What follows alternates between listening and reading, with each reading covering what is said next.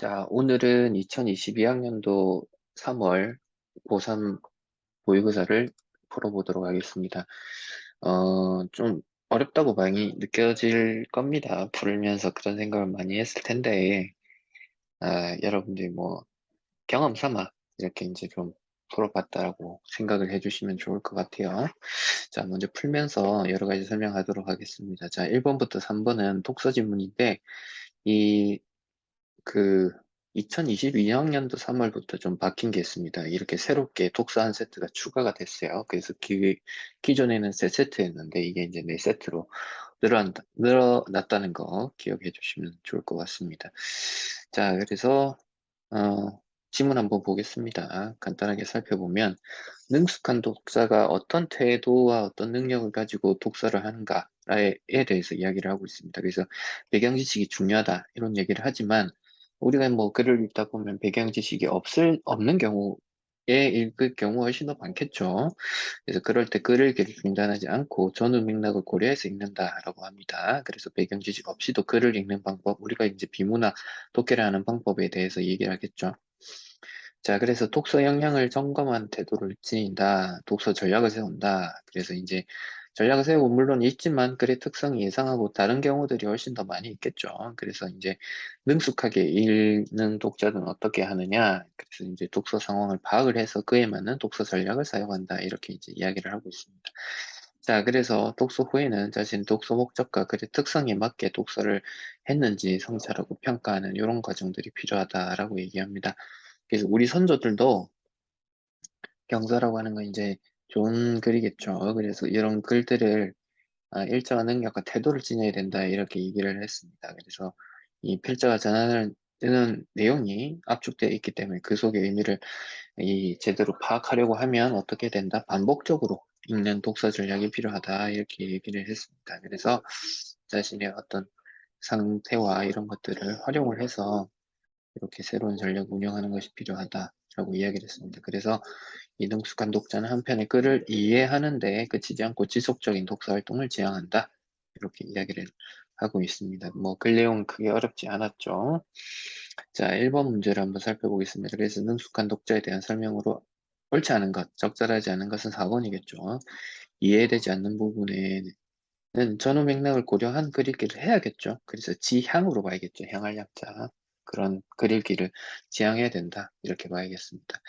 자, 2번은 이제 그 글쓰기를 하는 데 있어서 오직 많이 읽도록 하고 고집이 없도록 해야 된다. 이게 이제 중요한 문제겠죠. 그래서 이제 내가 가지고 있는 고집을 피우지 않아야 된다라는 것이고, 그래서 답은 3번이겠죠. 기존 해석에 따라서만 글을 읽으면 안 되고, 자기 고집이 없도록 해야 된다는 것은 이제 유연한 독서를 해야 된다. 이렇게 우리가 생각을 해야겠죠. 그죠?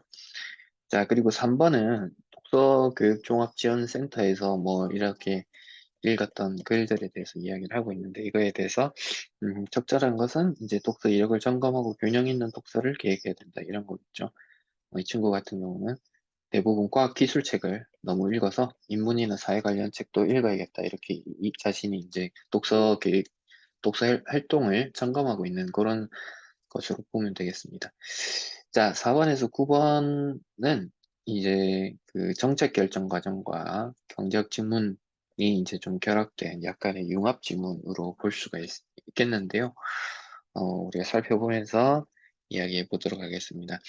자, 이 가에서는 이제 가치 판단에 대해서 좀 이야기를 하고 있어요.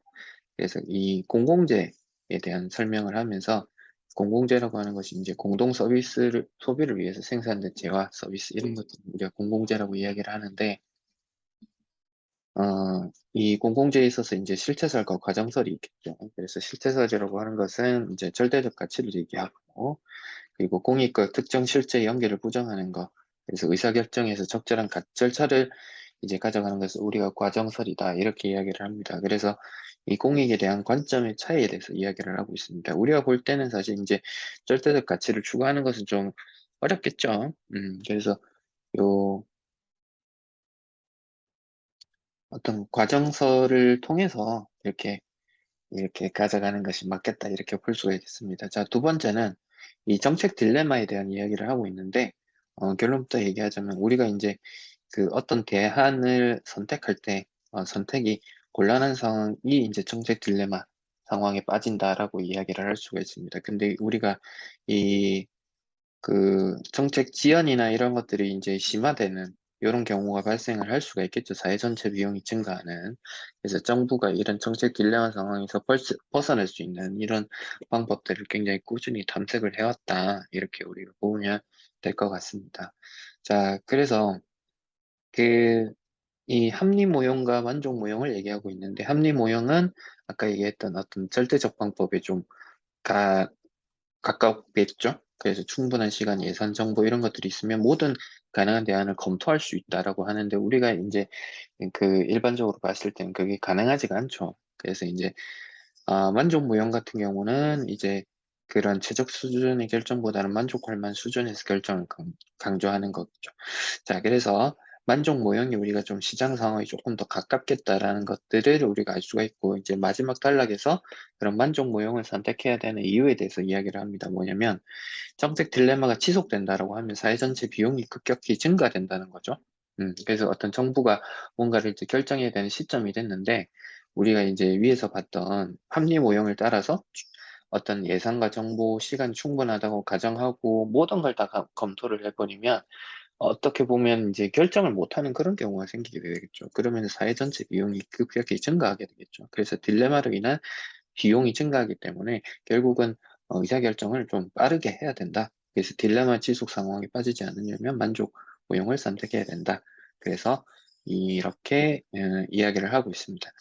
자, 나에서는 이제 그래프를 가지고 설명을 하고 있어요. 그래서 인제 정액지원금과 정률지원금에 대해서 이야기를 하고 있는데, 그래서 이 두 방식이 이 그래프에서 인제 어떻게 나타나는지를 이야기를 하고 있습니다. 그래서 지원금에 대한 이야기를 하고 있고 지문을 읽어 봤기 때문에 그래프를 가지고 인제 얘기를 하도록 하겠습니다. 그래서 인제 그 공공재의 양은 Q, 사용자의 양은 P 이렇게 나타나 있습니다. 그래서 그래프 살펴보시면 X축이 공공재의 양, P가 사용자의 양 이렇게 나타나 있고, 예산선이 이제 A, B 이렇게 나타나 있는 것으로 볼 수가 있습니다. 그래서 이 I라고 하는 것은 선호도인데, 이거를 이제 우리가 무차별 곡선이라고 예전 이제 지난짐 모의고사에서 좀 봤던 기억이 있을 거예요. 이 무차별 곡선, 효용 곡선이라고도 하는데, 이것은 뭡니까? 만족도, 선호도를 나타내는 거죠. 그래서 이제 이 무차별 곡선이 우상향하면 할수록 이런 만족도는 더 커진다, 이렇게 볼 수가 있겠습니다. 그래서 이 무차별 곡선과 예산선이 만나는 이 기준점 E가 이제 그 공공재의 양과 사용재의 양이 균형점을 이루는 곳이다, 이렇게 볼 수가 있겠죠. 그래서 균형점 E 이렇게 보시면 되겠고요. 자, 이런 조건에서 일정한 크기의 정액 지원금이 결국 지역 주민들의 소득 크기가 증가한다는 것을 의미한다라고 이야기를 하고 있습니다. 그래서 이 먼저 이제 정액 지원금을 주게 되면 선분 AB에서 JK로 선분 JK로 평행 이동하는 것을 우리가 알 수가 있습니다.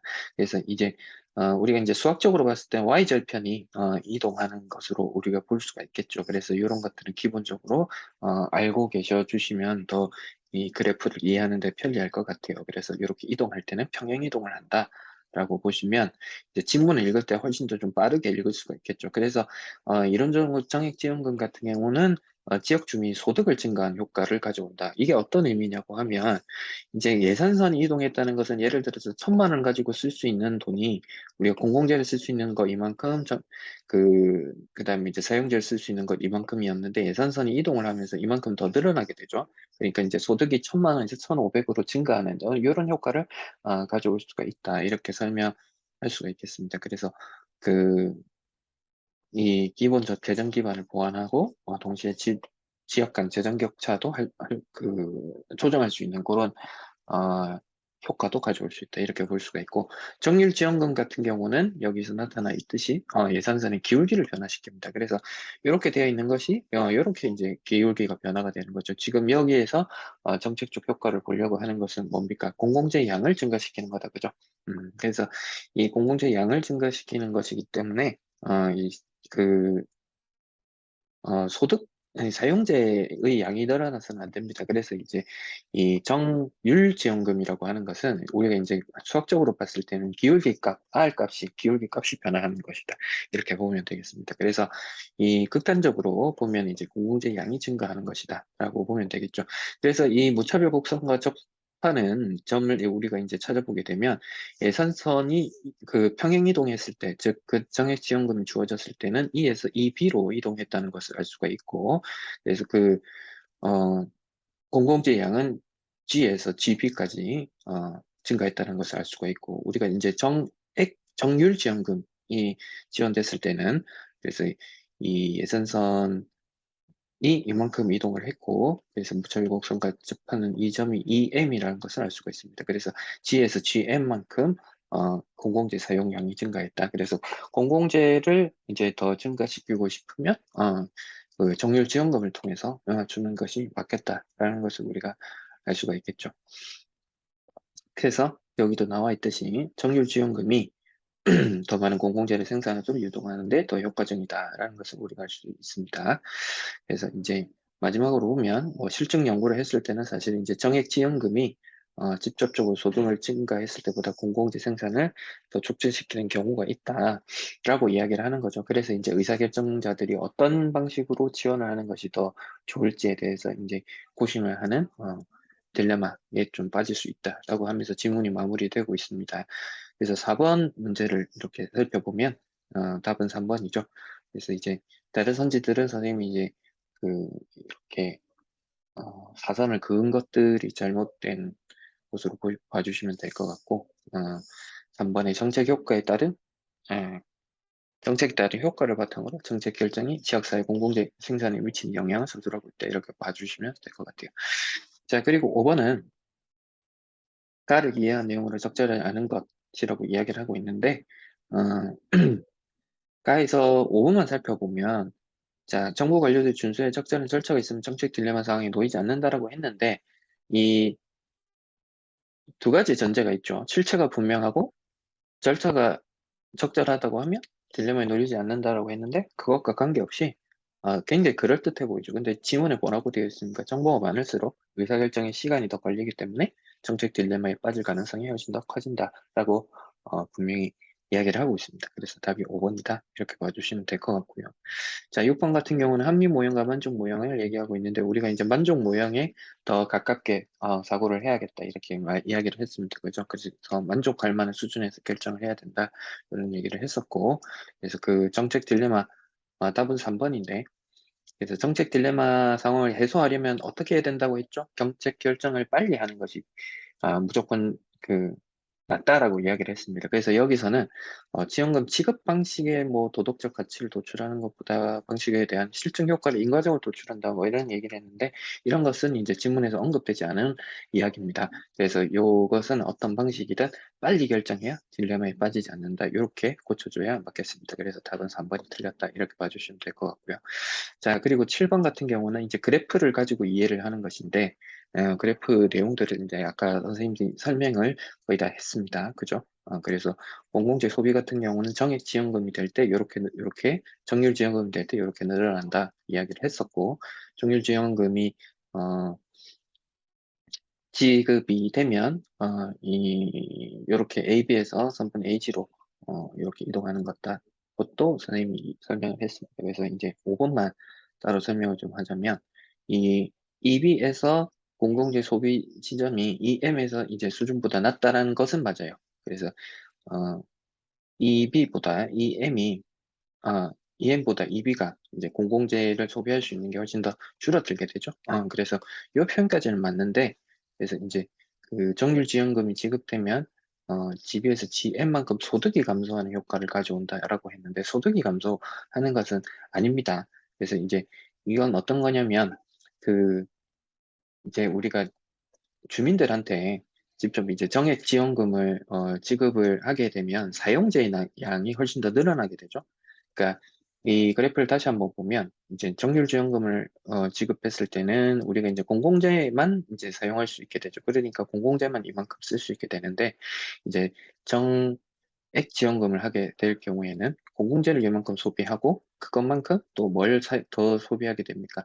이렇게 사용재를 더 소비할 수 있는 그런 공간이 더 발생하게 되죠. 그래서 요만큼이 이제 그 늘어난 소득만큼 이제 사용재와 공공재를 소비할 수 있게 되고, 대신에 이제 정률로 지급을 했을 때는 이제 극단적으로 공공재만 사용을 할 수 있게 되는 그런 것들을 가져오게 되죠. 그래서 이제 요 5번의 표현은 좀 틀렸다. 그래서 소득 금액이 감소하는 것이 아니고 줄어든 공공재의 소비만큼 사용재를 소비를 더 하게 된다. 이렇게 봐주는 게 맞겠습니다.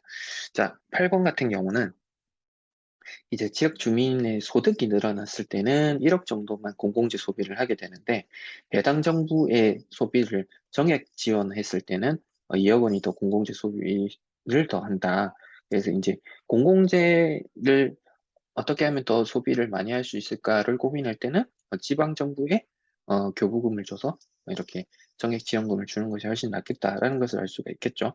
그래서 답은 1번이라는 것을 좀 쉽게 가져갈 수가 있겠네요. 그래서 지방 정부의 공공재생단에는 주민소득 증가보다는 정액 지원금이 더 효과적이다. 이렇게 봐주면 되겠습니다. 그래서 3점짜리 문제였는데 답을 고르는 거는 크게 어렵지 않았다. 그래서 나머지들 이렇게 틀렸다라고 봐주시면 될 것 같아요. 자, 그리고 9번은 답이 5번이 틀렸는데 주변 사람들에게 자기 잘못을 고백했다라고 이렇게 봐야겠죠. 수코했다는 건 곰곰이 잘 생각하다 이런 뜻으로 우리가 봐야겠습니다. 그래서 9번의 답은 5번이다. 이렇게 봐주시면 되겠네요. 자, 10번부터 13번은 비문학 지문인데, 우리 이제 그 검색에 관련한 이야기들을 하고 있습니다. 그래서 지문 살펴보면서 보도록 하겠습니다. 자, 1번부터, 첫 번째 단락은 이제 우리가 문자창에 어떤 걸 입력했을 때 자동 완성되는, 그 기능에 대해서 설명을 하고 있죠. 그래서 여기서 중요한 키워드는 이제 사용 빈도라는 것을 알 수가 있습니다. 그래서 여기에서 이제 어 워드 프로세서에서 단어 찾기와 같은 검색 이런 걸 할 때는 이제 자동 완성하고는 달리 문자를 어느 위치에서 검색을 해도 사용 빈도를 고려하지 않아도 된다라는 것을 우리가 알 수가 있다. 이렇게 이야기를 하고 있어요. 자, 두 번째 단락이 여기서 이제 핵심인데 자, 검색어를 저장되어 있는 문자열과 부분 문자열과 비교하는 알고리즘을 얘기합니다. 그래서 이 우리 글이라는 검색어를 이제 넣어 볼 건데, 그래서 검색어를 이 한글 우리나라에서 정제된 우리글이라는 것으로 이제 이 18글자의 대성 문자에 대해서 검색을 한다고 합니다. 그래서 지금 검색하고자 하는 부분 문자열은 우리글이라는 것을 우리가 알 수가 있죠. 그래서 이 대상 문자열을 세 글자씩 잘라서 한 글자씩 비교를 하게 되면 한글 세미콜론, 글 세미콜론 띄어쓰기, 세미콜론 띄어쓰기 우 이런 식으로 차례로 하게 되죠. 그러면 여기가 이제 총 18글자 띄어쓰기를 포함해서 있기 때문에 16개씩 비교 대상이 나올 수 있다. 그래서 이 16개씩 나올 텐데 이제 하나의 비교 대상을 하나씩 확인을 하게 되면 이제 세 글자씩 확인을 해야 되죠. 그러면은 이제 총 16 곱하기 3 번의 비교를 이렇게 할 수 있을 거다. 그래서 이 검색어에 비해서 대상 문자열이 짧거나 같은 경우는 없기 때문에 그래서 그 검색어와 비교해야 되는 대상 문자열의 길이가 길어지거나 개수가 많아지면 비교 횟수가 늘어나서 검색 시간이 늘어난다라는 것을 우리가 알 수가 있습니다. 자, 그리고 세 번째 단락은 근데 이제 이렇게 검색을 하게 되면 우리가 이제 검색하는 데 굉장히 시간이 많이 들기 때문에 이 시간을 단축할 수 있는 방법이 없을까를 고민을 한 겁니다. 그래서 이제 이 세 번째 단락에서 중요한 건 해시 값이죠. 특정 키워드는. 그래서 문자열에 특정 값을 생성하는 함수를 설정할 수 있는데 이걸 해시 함수, 그리고 이런 해시 함수가 생성 가능한 값을 해시 값이다라고 부릅니다. 그래서 이 문자열이 모두 다른 해시 값을 생성한다면 그 비교 대상 해시 값을 비교해서 두 문자열의 일치함을 단번에 파악을 할 수 있다라는 것을 우리가 알 수가 있죠.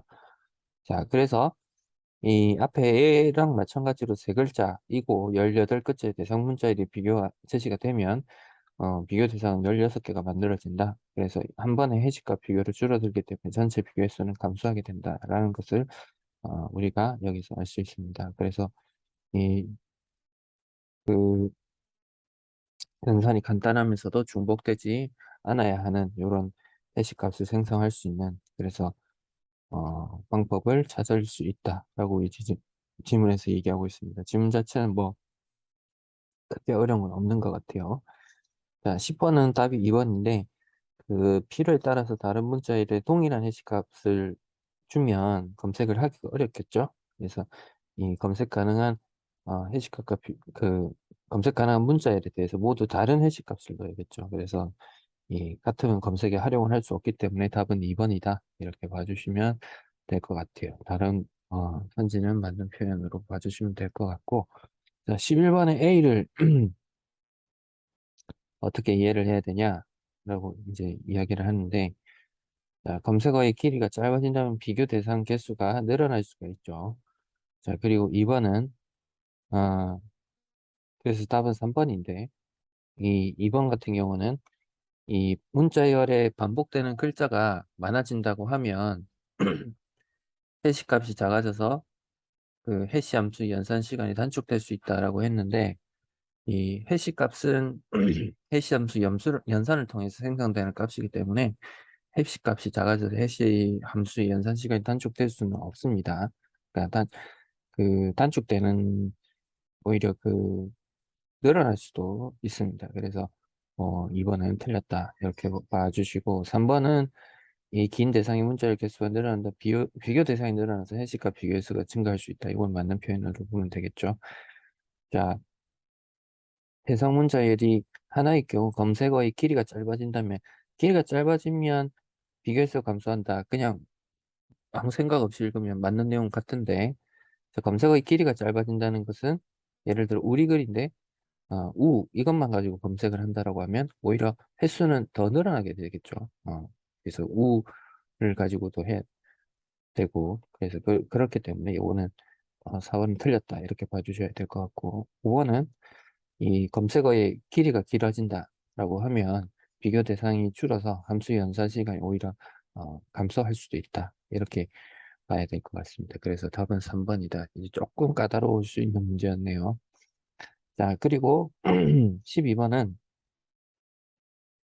문장 보호가 있는 부분 문자에는 비교 대상에서 제외한다라고 했기 때문에 시간이 줄어들고, 요 두 번째 조건 같은 경우도 시간이 줄어든다 이렇게 볼 수가 있겠네요. 그래서 어, 답은 1번이 옳지 않은 건데, 자, 우리 글이라고 하면 1, 2, 3, 4 이렇게 4개로 검색을 할 수가 있는데, 띄어쓰기의 위치와 비교하는 대상이 몇 개가 만들어지냐라고 했을 때, 어, 우리가 볼 때 이제 그 애서창 그리고 제된 우 이런 식으로 어, 일치하는 비교 대상 이 두 개만 생성이 된다. 그러니까 뭐냐면 글자 띄어쓰기 글자라고 이렇게 되어 있는 게 여기 에서 여기에서 우리가 볼 수 있는 것은 어, 띄어쓰기 글자 띄어쓰기 글자가 에서 띄어쓰기 창 제된 우 이렇게 해서 우리가 볼 수 있다. 두 개만 비교 대상이 된다. 그래서 답은 두 개라고 봐야 될 것 같습니다. 자, 그래서 다른 선지들은 맞는 걸로 봐주시면 될 것 같고, 자, 13번은 답이 3번이죠. 그래서 요 선지에서 이야기하고 있는 것은 납득으로 봐주시면 될 것 같아요. 자, 그리고 이제 14번으로 넘어갈 건데, 14번부터 17번은 이제 비문학 지문이죠. 그래서 요 지문들도 한번 읽어보면서 설명하겠습니다.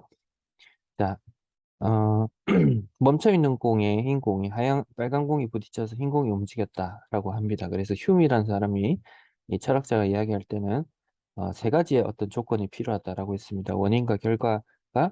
원인이 결과보다 시간적으로 앞서 있어야 되고, 원인과 결과가 시공간적으로 결합을 해야 되고, 원인과 결과가 그 사이에는 항상적 결합이 있어야 된다라고 해서 이 조건이 필요하다라고 이야기를 했는데, 이 리드라는 사람이 볼 때는 이 세 가지 조건이 성립하는 경우에도 인과관계가 성립하지 않는다라고 봤습니다. 그래서 이 사람이 중요하게 생각한 것은 그 자유의지를 가진 행위자만이 음, 그 원인이 될 수 있다. 이렇게 봤습니다. 그래서 휴메의 세 가지 조건이 행위자로 설명을 해야 된다. 이렇게 이야기를 했어요. 자, 그래서 이 행위자 인과관계 이론에서 리드라는 사람은 이 원인을 양면적 능력을 지녔고 변화에 대해서 책임을 있는 존재로 규정을 했습니다. 그래서 이 행위자는 결과를 산출할 능력을 소유하고 그 전체를 발휘할 수 있고 그 변화에 책임을 질 수 있는 주체라고 하면서 행위자에 대한 정의를 내렸어요. 그래서 이 리드가 볼 때 이 빨간 공은 행위자가 절대 될 수가 없겠죠. 그래서 행위자가 될 수 있는 것은 그 주체자만 행위자가 될 수 있다라고 이렇게 봐야 되겠죠. 자, 그래서 이 리드 관점에서 보면 관찰자의 범위 내에서 행위자는 오로지 인간밖에 되지가 않는다. 그래서 흰 공이 움직인 것은 인간이 힘을 줬기 때문에 움직인 그 결과에 해당이 되는 것이다. 자, 그러면서 이 리드가 볼 때 이런 양변적 능력을 발휘하게 되는 것은 행위자의 의욕이 항상적으로 결합을 해야 된다. 그래서 의욕은 정신에서 일어나는 하나의 사건이다라고 하면서 이 의욕을 중요한 측면 중에 하나로 봤습니다. 그래서 어떤 그 의욕이 결합된 의욕이 다른 양면적 능력의 발휘로 나타난 것이고 또 다른 의욕을 필요로 한다라고 이야기합니다. 그래서 이 의욕이 다른 의욕을 낳기도 하고 그 의욕이 양면적 능력을 발휘하는 그런 것들도 이 리드의 이야기에서 살펴볼 수가 있네요. 그래서 자, 의욕과 같은 정신의 내재적인 활동은 행위자의 양면적 능력 발휘인 의욕을 일으킴과 그것의 결과인 그 의욕 자체를 구별할 수 없는 것이다. 이렇게 봤다라고 하죠. 자, 그래서 자, 그런데 어, 리드의 어떤 그 항상 의욕과 사건의 항상 결합에 대해서 그 원인 행위자가 아니라는 의욕이라는 반론이 있을 수가 있죠. 그러니까 이 의욕이 있어야만 뭔가 행동이 있을 수가 있다라고 이야기를 했기 때문에 그러면 의욕이 행위자가 주체가 되고 행위자는 아무것도 아니지 않냐라고 이야기를 하는데 이런 그 리드가 여기에 대해서는 항상적 결합만으로도 인과관계 필연성을 정당화하지 못한다. 뭐 이런 논리로 이론을 뒷받침했다라고 합니다. 그래서 이 리드의 어떤 이야기가 왜 나왔을까를 이제 우리가 살펴봐야 되는데, 보면은, 당시에는 중세 철학이라고 하는 건 신중심으로 흘러가게 되어 있죠. 그래서 신중심 철학일 때 행위자는 기의 원인에 불과하다라고 봤다는 거죠. 그러니까 어떤 그 사람이 어떻게, 움직이게 되는 주체가 되기 어렵다라고 본 거죠. 당시 중세 철학자들은. 그래서 이 신이 사건의 진정한 원인이 될 수 없다라고 본 게 이제 리드의 어떤 그 이야기였다. 이렇게 봐주시면 될 것 같아요. 자, 그래서 14번은 2번이 틀렸는데 이거는 이제 결과라고 봐야 되고 결과를 산출하는 능력을 가진 모든 존재는 행위자이다. 이렇게 봐야 맞는 표현이다. 그래서 변화를 산출한다. 이런 것보다는 결과를 산출한다. 이렇게 봐야 맞는 표현일 것 같아요. 자, 15번은 기억을 보면 되는데 빨간과 흰공이 움직이는 시공간이 이어진다라고 봐야겠죠. 리드가 볼 때 이어지지 않는다. 요거는 틀렸다. 리드가 볼 때도 그 둘은 이제 행위자가 될 수는 없겠지만 행위자가 어떤 것들을 행했을 때 그것이 이제 인과관계로 이어지기 위해서는 같은 시공간에 있어야 그게 이제 성립이 된다라고 볼 수가 있겠죠. 자, 그리고 16번은 A에 대한 이해를 이제 얘기하고 있는데 기의 원인의 문제를 이야기하고 있습니다. 그래서 이 기의 원인에 대한 문제는 이제 행위자인 인간의 주체성을 부여했다. 이렇게 해서 리드가 이제 인간의 주체성, 어떻게 보면 데카르트하고도 일맥상통한데 그런 이야기를 리드가 했다. 이렇게 봐주시면 될 것 같아요.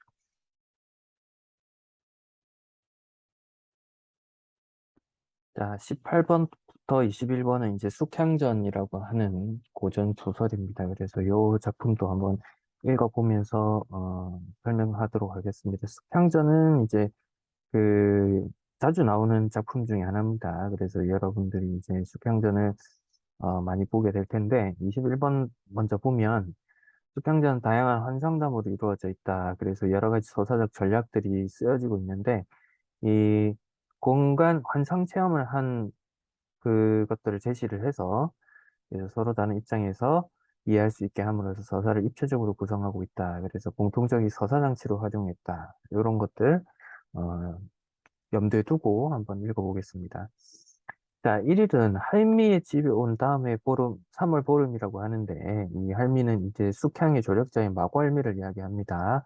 그래서 이제 전설에 나오는 신선 할미인데, 부모를 잃고 떠도는 숙향을 거두어서 걸 길러줬습니다. 그래서 이제 숙향전이 이제 굉장히 좀 긴 소설인데, 그 여러 가지 이제 부분들이 발췌해서 이제 나옵니다. 그래서 이제 기본적으로 이제 마고할미 정도는 알고 있어야 좋을 겁니다.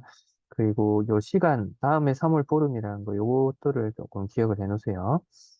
자, 낭자 홀로 초당에서 술을 놓고 있는데, 라고 합니다. 여기서 낭자는 숙향이죠. 여주인공입니다. 그래서 고전소설은 인물이 계속해서 직함이나 이런 것들로 바꿔서 나온다고 이야기했습니다. 그거 잘 기억해 주시고요.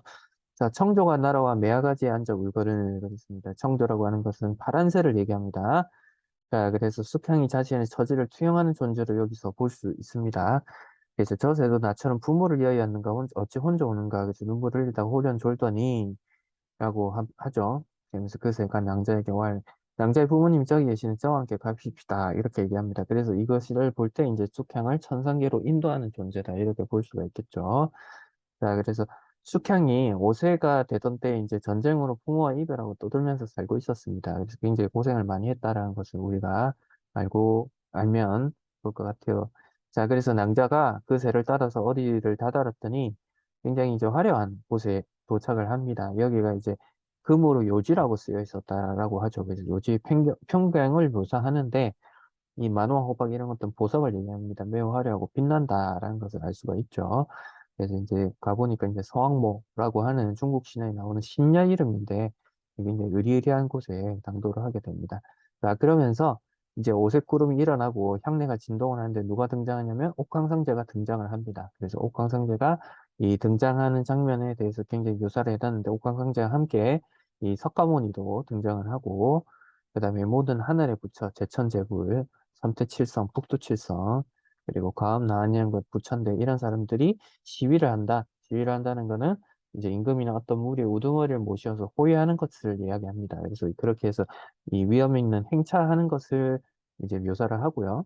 그러면서 이제 백옥교자라고 하는 백옥으로 만든 가마를 이제 탄 선녀가 이제 저의 무수한 선녀들을 시위하면서 오고 행차를 하면서 물어봅니다. 자, 그래서 월공항아의 행차더라. 그래서 월공항아는 달에 있는 궁에 사는 선녀인데 이 항아가 수평을 보고 이야기를 합니다. 반갑다, 소아야. 그래서 이 소아라고 갑자기 불러서 소아가 아닌데 이 사람 숙향인데 이렇게 당황하지 말고 숙향을 보고 소아라고 불렀기 때문에 이 사람이 소아가 숙향을 불렀 이름을 알 수가 있겠죠. 자, 인간 세상에서 얼마나 고행을 겪었는가. 그래서 인간 세상에서 겪은 고난을 우리가 짐작할 수가 있겠죠. 나를 쫓아. 그래서 요지의 경치나 보고 가거라. 이 쫓다 하고 범인을 쫓는 거랑 잘 구분을 못하는 친구들이 있던데 이 쫓는 거는 이게 따라가다 이런 뜻이죠. 뜻을 따라가다 이런 것도 이 쫓다를 씁니다. 자, 그래서 각양각색의 풍류 소리가 진동을 하는데 한 보살이 젊은 선관을 앞에 세우고 들어와서 상제께 배우니 이렇게 됩니다. 자, 그래서 젊은 선관이 이 훗날의 숙향의 배필이 될 이선을 가리킵니다. 그래서 이 숙향전에 지금 이 장면이 숙향과 이선이 같은 공간 배경으로 한 꿈을 꾸면서 서로 만나게 되는 그런 장면입니다. 그래서 상제가 우리가 지금 여기 읽어봤을 때는 이제 이선이라는 이름이 나오지는 않았어요. 그래서 그 선관에게 이르기를 태으라라고 합니다. 그 태으를 이제 가리키는 게 이선입니다. 이선. 태어라 인간 재미 어떠하며 소아를 만나보았느냐. 소아가 누굽니까? 숙향이죠. 자, 이렇게 태을 소아라고 나오기 때문에 이거를 태을하고 소아하고 전혀 관계가 없는 그런 인물로 이제 본다든지 뭐 등장인물 4명으로 본다든지 이러면 이제 고전소설이 헷갈리는 겁니다. 자, 같은 인물이죠. 그래서 그 선관은 태을을 얘기하고 태을은 또 누굴 얘기한다? 이선을 얘기하는 겁니다. 그래서 무수히 사죄하더니 그래서 이제 사죄를 하는 이유가 있겠죠. 그래서 이제 뒤에서 나옵니다. 나오긴 하는데 배경적으로 설명해 주자면 그 이선이 이제 대추 같은 과일을 먹고 그 천계에서의 기억을 회복한 상태입니다. 그러니까 원래 이선은 그 천계의 신이었습니다. 근데 죄를 짓고 인간 세상으로 쫓겨나서 인간 이선으로 살고 있었고요.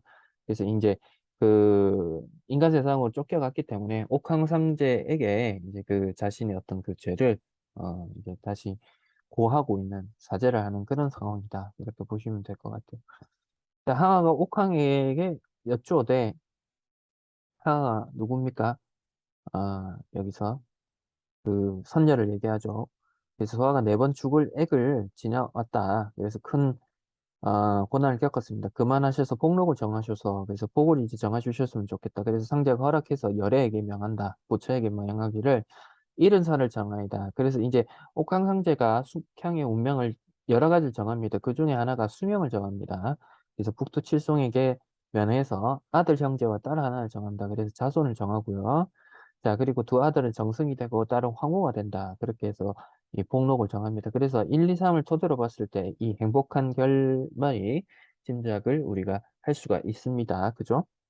자, 상제 소아에게 명해서 반도 2개와 계야 1개를 어, 가지, 가지를 토열성군에게 주라 하시니 그래서 이제 이것이 이제 그 숙향과 이선이 꿈에서 만나는 계기가 됩니다. 자, 그래서 이 그 반도는 이제 3000년마다 한 번씩 열매가 열린다는 성경에 있는 복숭아를 이야기합니다. 굉장히 귀한 복숭아겠죠. 그래서 소아가 상제명을 받들어 한 손에 반도를 옥정반에 담아 들고 한 손에 계야를 한 가지로 가지고 태열성군에게 주니 성관이 두 손을 받으며 소아를 눈여겨본다. 그래서 소아가 부끄러 돌았을 때 손에 낀 옥치한 옷반지 진주가 계야에게 걸려 떨어지기를 소아가 지고서 할 차에 성관이 지거지거든 소아 부끄러워서 돌아서고자 할 때 할미가 들어와 낭자를 깨워. 자, 여기까지가 이제 꿈이죠. 꿈에서 이제 이선과 숙향이 만났습니다. 그래서 이렇게 숙향이 만났고 마고 할미가 들어와서 낭자를 깨웁니다. 자, 봄날이 고나거는 무슨 낮잠을 오렇게 오래 자는가? 선계에서 이제 지상계로 내려오는 장면이죠. 그래서 바뀌는 겁니다. 자, 그래서 이제 깨었지만 요지의 풍경이 눈에 어른거리고 첨성의 풍류 소리가 귀에 쟁쟁하더라. 그래서 여지에서의 경험이 생생하게 남아있는 게 이제 숙향의 경험이라는 것을 알 수가 있겠다. 그죠? 자, 그래서 이제 3월 보름에 대성사에 올라가니 이제 중략 부분의 뒤입니다. 자, 아까 이제 3월 보름이 숙향이 아까 시간적 배경하고 일치합니다. 그리고 이제 공간적 배경 대성사입니다. 그래서 몸이 고나여 졸려서 난간에 의지해서 잠깐 잠을 듭니다. 이게 누구의 이야기냐면 이선희 이야기겠죠. 근데 꿈에 부처가 와 이르되 그래서 숙향과 마찬가지로 잠을 통해서 천계로 이동을 합니다. 그래서 이 이선을 천계로 이동시키는 존재입니다. 그래서 이 숙향을 천계로 인도한 거는 아까 청조였죠. 다시 한번 살펴보면 그래서 청조가 날아와서 이렇게 어, 호련졸더니 그 새가 이제 함께 가자 이렇게 해서 이제 가게 되는 것처럼 여기서 이제 부처가 이동을 시킵니다. 그래서 어, 묘지에서 잔치를 한다. 나를 쫓아서 구경하자. 이랬더니 매우 기뻐하면서 부처를 따라갑니다. 그래서 가서 봤더니 굉장히 이제 또 화려합니다. 그래서 숙향이 꿈에서 본 공간이 요지와 같은 공간이 있습니다. 자, 그러면서 이제 옥황상제가 있고 삼태칠성이 있고 여러 가지 이제 인사들을 합니다. 그래서 성관들에게 인사를 지내시게 이렇게 합니다. 그래서 이선이 말하기를 너무 의리의리하여 동서를 구분하지 못하겠다. 그래서 화려하고 기이한 풍경에 넋을 잃고 맙니다. 그래서 이제 대추 같은 과일을 줍니다. 이 과일을 주면 이선이 이제 전생 이제 천계에서의 일을 떠올릴 수 있게 하는 그런 존재입니다. 이것을 먹으면 자연이 알리라. 그래서 이제 먹고 보니 현관이 다 전에 친하던 벗이더라. 친구들이더라. 그래서 이선이 천계의 선관이었던 것을 우리가 알 수가 있습니다. 자, 그러면서 이제 부처한테 살해하고, 예, 차례로 인사를 하더라. 그러면서 이제, 물어봅니다. 태열이 누굽니까? 이선이죠.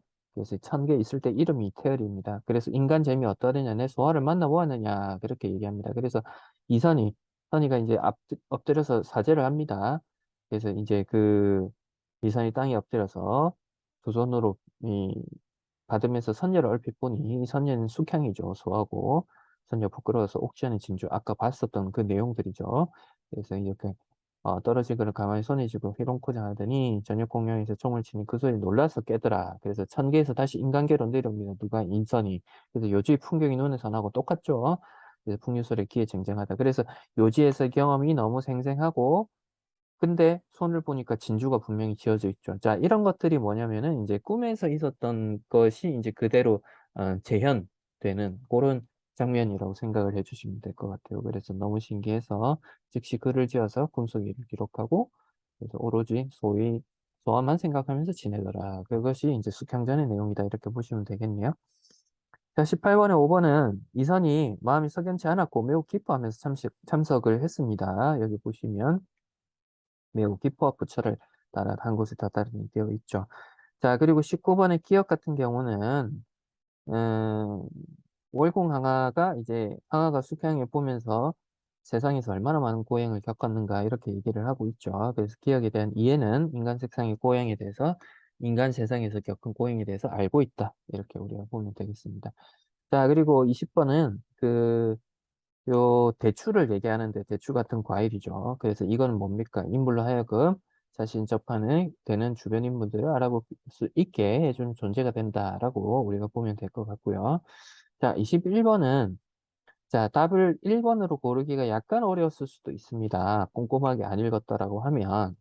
그래서 이 보기들만 읽어보면 이 시공간을 일치시켜서 숙향과 이선이 만난 거 아니냐라고 할 수가 있는데 이제 1번의 선지를 잘 보면 숙향이 청주를 이선이 부처를 만나는 곳은 시간은 같습니다. 근데 공간적 배경이 일치하지 않아요. 청조가 이 만났던 곳은 초당이었고 이선이 부처를 만난 곳은 대성사였습니다. 그래서 이선만 보면 이 숙향과 시간적 배경은 일치하는데 대성사라고 하는 공간적 배경은 달랐죠. 그래서 요것들이 달랐기 때문에 1번 문제가 틀렸습니다. 자, 그러면 3번을 보시면 공통적으로 요지에서 화려한 누각을 보고 향내를 맡은 걸 제시했다. 여기서 이제 공간적 배경이 일치한다는 것을 알 수가 있죠. 그래서 이렇게 이 조금 디테일이 필요한 문제였다. 이렇게 조금 봐주셔야 될 것 같아요. 자, 그 다음은 이제 그 고전 시가인데, 요것들도 한번 살펴보겠습니다.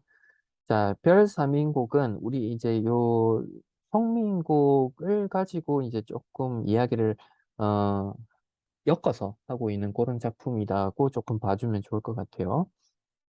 그래서 우리 성민곡 배워서 좀 기억을 하고 있을 텐데, 성민곡의 내용을 잠깐 되짚어 보자면 어떤 내용입니까? 그 임하고 헤어져서 님과의 어떤 재회를 바라고 있는 그런 내용들이죠. 그래서 감녀와 을려와의 대화로 이루어져 있고, 그래서 을려가 각시로 나옵니다. 그래서 여기서도 그걸 각시로 다시 봤습니다. 이보소 저 각시 님 서론막 그만하시오라고 얘기합니다. 그래서 이 각시라고 하는 건 송민곡의 각시를 이룹니다. 그래서 이 송민곡에서는 저 각시가 임과 이별한 이야기를 풀어놓는 주된 하자이죠. 그래서 서러운 말씀을 많이 하죠. 그래서 서러운 말씀 그만해라. 이제 뭐 어떤 얘기냐면 내 이별이 더 슬프다. 그런 얘기를 이제 하려고 하는 겁니다.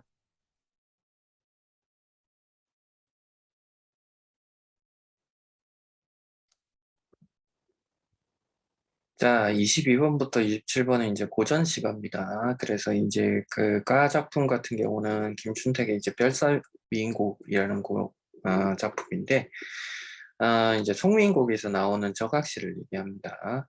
그래서 요것들도 문제 살펴보면서 이제 얘기하도록 할게요. 자, 이보소 저각시님 서론 말씀 그만하고. 그래서 여기서 각시는 이제 송민곡의 저각시를 얘기하는 건데, 송민곡에서는 이제 감녀와 을려가 대화를 하고 있죠. 그러면서 저각시가 인과 이별한 이야기를 풀어놓는 주대 화자라는 것을 우리가 알 수가 있습니다. 말씀을 들어하니 서러운 줄 다 모르세. 인연인들을 한 가지면 이별이면 같을 수인가. 그래서 이 화자는 인연이나 이별 상황이 각자 다르다라고 생각해요. 그래서 그 각시 이별과 화자 이별은 다르다고 생각하고 기본적으로 자신이 한 이별이 훨씬 더 크고 힘들다라고 생각을 하는 겁니다. 광안전 백옥경 님을 매셔 즐기더니 아양을 다했던 재앙인들 없을성가. 그래서 이 송민곡에서 내용을 보면 인과 함께 지내다가 각시의 그 아양이 심해서 님의 상랑을 잃었다는 것을 알 수가 있죠. 그래서 네가 그렇게 아양이 좀 심해서 재앙이 없을 리가 있겠냐라고 하면서 서리법으로 물어보고 있죠. 그래서 해다 저문 날, 그래서 저 각시가 이제 이동하는 시간이죠. 그래서 그 가는 줄 서러워가서 어떻다 이내 몸이 견줄 데가 전혀 없네. 그래서 견줄 데가 없다. 이거는 이제 비교급 최상급의 표현이죠. 내 상황이 더욱더 비참하고 힘들다. 이렇게 얘기를 하는 거죠. 자, 원한금 비치금에 매셔본 적이 전혀 없네. 그래서 부부가 함께 쓴 친구를 얘기하는 건데, 자, 내 얼굴 이 고동이 무엇으로 님 사랑할까? 길쌈 모르거니 가무야 더 이를 건가? 그래서 자신의 어떤 그 재주가 님의 사랑을 받기에는 좀 모자라다라고 느끼고 있습니다. 그래서 이럴까? 이렇게 서리법으로 얘기하고 있어요. 자, 그러면서 님 향한 이 한 조각 마음, 일편단심이 변할 리가 있겠느냐? 그래서 이렇게 죽어서 뼈가 가루가 되더라도 죽어서 님에 대한 사랑이 변하지 않을 것이다라고 단정하고 있습니다. 그러면서 서리법 얘기하고 있고요.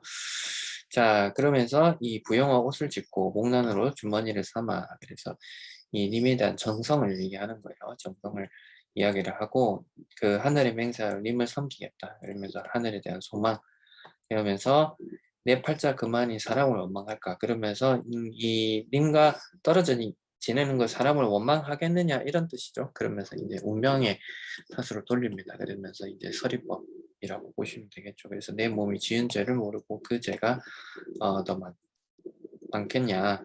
그러면서 이제 님과 떨어지는 것을 이제 또 자기 탓으로 돌리기도 합니다. 자, 그러면서 이제 매셔서 일해하기를 각시님 같던들, 그래서 저각시, 손민국의 각시를 얘기하는 것이죠. 그래서 서러움이 일하며 생각인들 일할까. 그러면서 그 저각시처럼 임을 가까이서 모셔서도 봤으면 서러움이 이렇게 크지 쓸 것이다. 깊지는 않았을 것이다. 서러움이 이러하겠느냐, 생각인들 이러하겠느냐, 차생. 그래서 지금의 삶이 이렇거든 후생, 다음의 삶을 어이 알겠느냐. 차라리 쉬어지어서 쉬어있는 거는 죽는다라고 이제 선생님 설명했었죠. 자, 구름이 되어서 그래서 현실의 한계를 벗어나기 위해서 하저가 다시 태어나기를 바라는 존재 첫 번째가 구름입니다. 그 다음 바람, 인륜, 명월인데 자 그러면서 님 계신 데를 가고 싶다 이렇게 얘기를 하는 거죠. 그러면서 영영 반하에 뚜렷이 비치고자 그래서 인륜, 명월 그래서 이제 밝은 달이 되고 싶다라는 것이죠. 그래서 다른 존재가 되어서 내가 되고 싶다. 그래서 화자의 이 사랑을 임에게 비춰주고 싶다라고 하면서 이런 마음을 반복하고 있다. 이렇게 봐주시면 될 것 같아요. 자, 나의 시조는 또 님에 대한 사랑입니다. 그래서 님에 대한 사랑을 어떻게 이야기를 하고 있나 한번 볼게요. 자, 님이라는 해양 금성에 오리나무가 되고 나는 3, 4월 칡넝굴이 되고자 되어서라고 합니다. 이 금성이라고 하는 것은 강원도 북부 지명인데 전혀 중요하지는 않고요. 오리나무가 님을 지칭합니다. 이미 이제 몸을 바꾸기를 바라는 존재고 그래서 똑바로 높이 자라나기를 바라고 나는 칡넝쿨이 되고 싶습니다. 그럼 칡넝쿨이 되면 오리나무를 휘감고 자랄 수가 있습니다. 이게 이제 중정에서 등장을 합니다.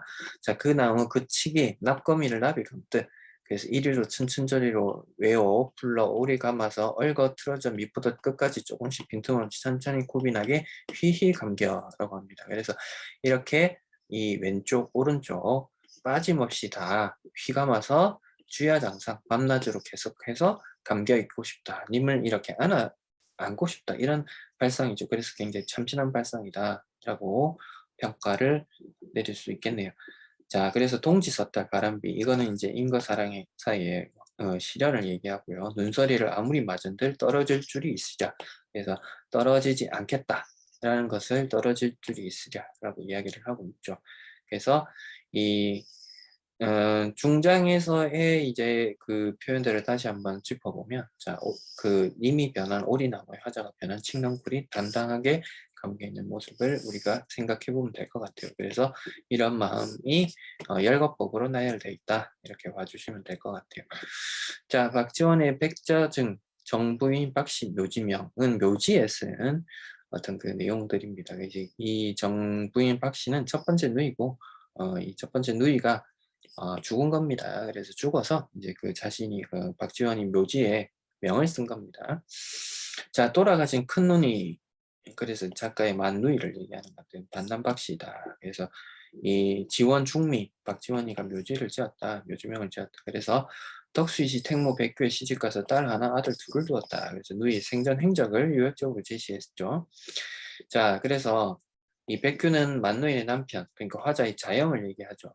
그래서 어진하늘 이런 데다가 가난하여 생계 꾸릴 방도가 없다. 그래서 이 만누이가 굉장히 어렵게 살았다는 것을 알 수가 있죠. 그래서 솥과 그릇까지 옷상자 이런 걸 챙기고 그 골짜기로 들어가 버렸다라고 합니다. 이 골짜기로 들어갔다는 건 어떤 뜻이냐면 장사를 지내기로 한 곳이 이제 그 골짜기인데 누이를 장사 지내기로 한 곳에 들어가서 살기로 한 겁니다. 만누이 식구들이. 그래서 이제 굉장히 살기 어렵다라는 것을 알 수가 있고 상해와 함께 일제히 떠나는 새벽 나는 두모포 그래서 이 두모포는 한강과 중랑천에 합류하는 곳인데 여기서 배를 타고 떠나는 그들을 배웅하고 통곡하고 돌아섰다라고 합니다. 그래서 글쓴이가 이제 통곡을 한 것은 이제 만누이와 만누이 식구들이 장지로 떠나는 것을 배웅하면서 이제 굉장히 슬퍼하고 통곡을 한 거죠. 아 이러면서 이제 슬픔과 그리움이 뒤섞인 거죠. 그래서 누님이 시집가는 날 이제 과거로 돌아온 겁니다. 새벽에 몸당장하던 모습이 흡사 어제 일만 같구나. 그래서 과거해상이 시작되는 겁니다. 그때가 겨우 18살 벌렁 틀어넣어서 발버둥치면서 새신랑이 말을 더듬어 점점 빼는 말투를 흉내냈다. 그래서 시집가는 누이를 놀리는 겁니다. 그래서 누님 부끄러워하다 그만 빚을 떨어뜨려서 내 이마를 때렸다. 나는 화가 나서 울음을 터뜨리고는 분가루에 먹을 뒤섞고 거울에 침을 뱉어서 문질러댔다. 그래서 이 당시 이제 장난을 치던 상황이죠. 그래서 누이와 이제 스스럼 없이 이제 철없이 울던 지은이인데 그래서 누이는 같이 장난을 치지 않고 이 벌 놀이개를 꺼내주면서 울음을 그치라고 나를 달래주었다. 그게 28년 전의 일이다라고 합니다. 자, 강가에 말을 세우고 저 멀리 바라봅니다. 이제 과거 해상에서 현재로 들어오는 거죠. 붉은 명정이 바람에 벌럭이고 돛대는 비스듬히 미끄러진다. 그러면서 강굽이 이르러서 나무를 돈 뒤에 모습을 감추어 더는 보이지 않았다. 자, 어떤 장면입니까? 만누이의 상여와 큰누이 식구들이 탄 배가 완전히 보이지 않는 거죠. 이제 더는 보이지 않았다. 그러면서 그때까지 작가가 나루에서 배를 보고 있었다는 거죠. 굉장히 슬픈 장면입니다. 그렇죠? 그래서 강가 멀리 앉은 산, 그 시집가던 누님 쪽 지은 머리처럼이라고 했죠. 지금 그래서 만누의 쪽진 머리를 비유했습니다. 산을. 그래서 강물빛은 그날의 거울처럼 보이고 자 새벽달은 누님의 눈썹처럼 보였다라고 합니다. 굉장히 시적 표현이다. 그죠? 그래서 그 강가의 모습, 새벽 강가의 모습을 만누이가 시집 가던 날의 모습이 빗대어서 표현을 했습니다. 그래서 빛을 떨어뜨리는 그날의 일을 눈물 속에서 생각하니 유독 어릴 적 일만이 또렷하게 떠오른다. 그때는 또 그렇게 즐거운 일이 많았고 세월은 길게만 느껴졌다. 자, 인생이 통찰인데 즐겁고 행복한 때 우리 다 인간에게는 존재합니다. 그러나 그때는 그 시간을 그렇게 소중히 여기지 못하고 지나고 나서야 그 시간이 굉장히 그립고 행복했던 시간이라는 것을 뒤늦게 깨우치게 되는 게 인간의 속성입니다. 자, 그 사이, 그 시간 이후에는 늘 이별과 환난에 시달려 했고 빈궁에 시름겨워했다. 자, 그 일 어릴 때 일이죠. 꿈속인 양 황홀하게 스쳐 지나간다. 어찌 그 형제를 지낸 날들은 그렇게도 짧았단 말인가. 그래서 만누에 대한 감정을 서리벽으로 표현하고 있습니다. 자, 떠나는 이 하자의 자연과 아이들이죠. 그 떠나는 이 강국하기 뒷기약. 그래서 다시 오겠다는 약속을 남기기에 보내는 이 화자죠. 도리어 눈물로 옷깃을 적시네. 보내는 이의 마음이 서글프다라는 것이죠. 자, 조각배, 만누의 상여와 자영 조카들의 시름배죠. 이제 가면 언제 돌아올까? 사실은 누님과 누님 식구들은 이제 다시 만날 기약이 없다라고 우리가 볼 수 있겠죠. 그래서 보내는 이 쓸쓸히, 그래서 화자 심리를 직접적으로 제시했습니다. 쓸쓸히 강길 따라서 돌아서네 라고 하면서 이제 누이를 보내는 그 먹먹한 심정을 이렇게 묘사를 하고 있습니다. 그래서 문제를 한번 살펴보겠습니다. 그래서 이 22번에서는 맞는 답은 이제 가다 4번으로 볼 수 있으면 가다에서는 모두 특정한 대상을 떠올리면서 그리워하면서 님을 그리워하고 있죠. 다에서는 이제 자신의 누이를 그리워하고 있고 다른 것들은 이제 다 틀렸다라고 보시면 될 것 같아요. 자, 그리고 23번은 답이 5번인데 글쓴이가 사건을 요약하면서 좌절감을 심화시키고 있죠. 미영 같은 경우는 자,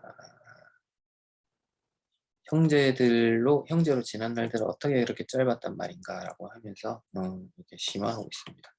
자, 그리고 24번은 답이 A에 나타난 건 인맥 사랑을 받기에는 부족하다고 한탄하고 있다라고 봐주시면 될 것 같아요. 그래서 님에 대한 사랑을 내가 이렇게 해서 옷을 짓고 하는데 내가 사랑을 받기에는 부족하구나 이렇게 이야기를 하고 있죠.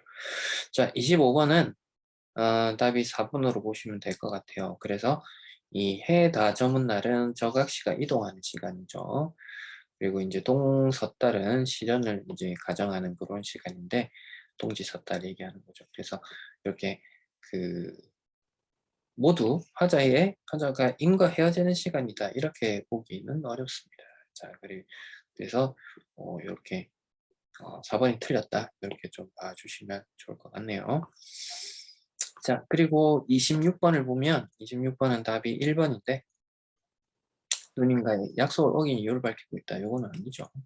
그래서 1번이 틀렸다라고 봐주시면 될 것 같고 27번은 이제 다에 대한 설명들을 하고 있습니다. 그래서 이렇게 이제 고인과의 아름다운 일화 이런 것들을 굉장히 묘사하면서 가치 있는 어떤 값어치 있는 문학적인 서사를 이야기하고 있다라고 볼 수 있겠죠.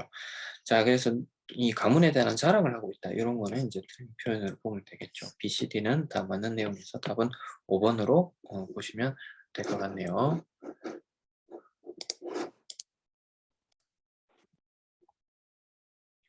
자, 28번부터 30번은 현대시 파트입니다. 그 시를 보면서 설명을 하도록 하겠습니다. 30번을 먼저 보면 가와 나에 대한 설명을 이제 먼저 하고 있는데 방이 화자가 처한 상황과 내면 의식을 드러내는 경우가 많다라고 하죠. 그래서 가에서 방은 화자가 자기 자신에 대해서 생각을 되새기는 공간, 그 내적 의지를 떠올려서 앞으로 살아가야 할 삶의 자세를 생각하는 공간. 나에서의 방은 혁명 실패에 따른 좌절감과 무게감에서 벗어나려고 하는 화자의 의식이 투영되어 있다. 이렇게 볼 수가 있겠네요. 자, 그래서 28번의 가의 시를 먼저 보면 백석의 남신이주 유동 박씨공방이라는 시입니다. 제목이 좀 길죠. 백석의 시는 대체로 이제 가족에 대한 이야기, 그리고 고향에 대한 이야기, 그리움 이런 것들이 주된 정서를 이루고 있다고 보면 될 것 같아요. 자, 어느 사이 나는 아내도 없어지고 또 아내가 살던 집도 없어지고 부모며 동생하고도 멀리 떨어져서 쓸쓸한 거리를 헤매고 있다. 자, 그래서 고장의 가족의 해체와 고향의 상실을 우리가 읽을 수 있습니다. 그래서 유랑하는 삶이라는 거.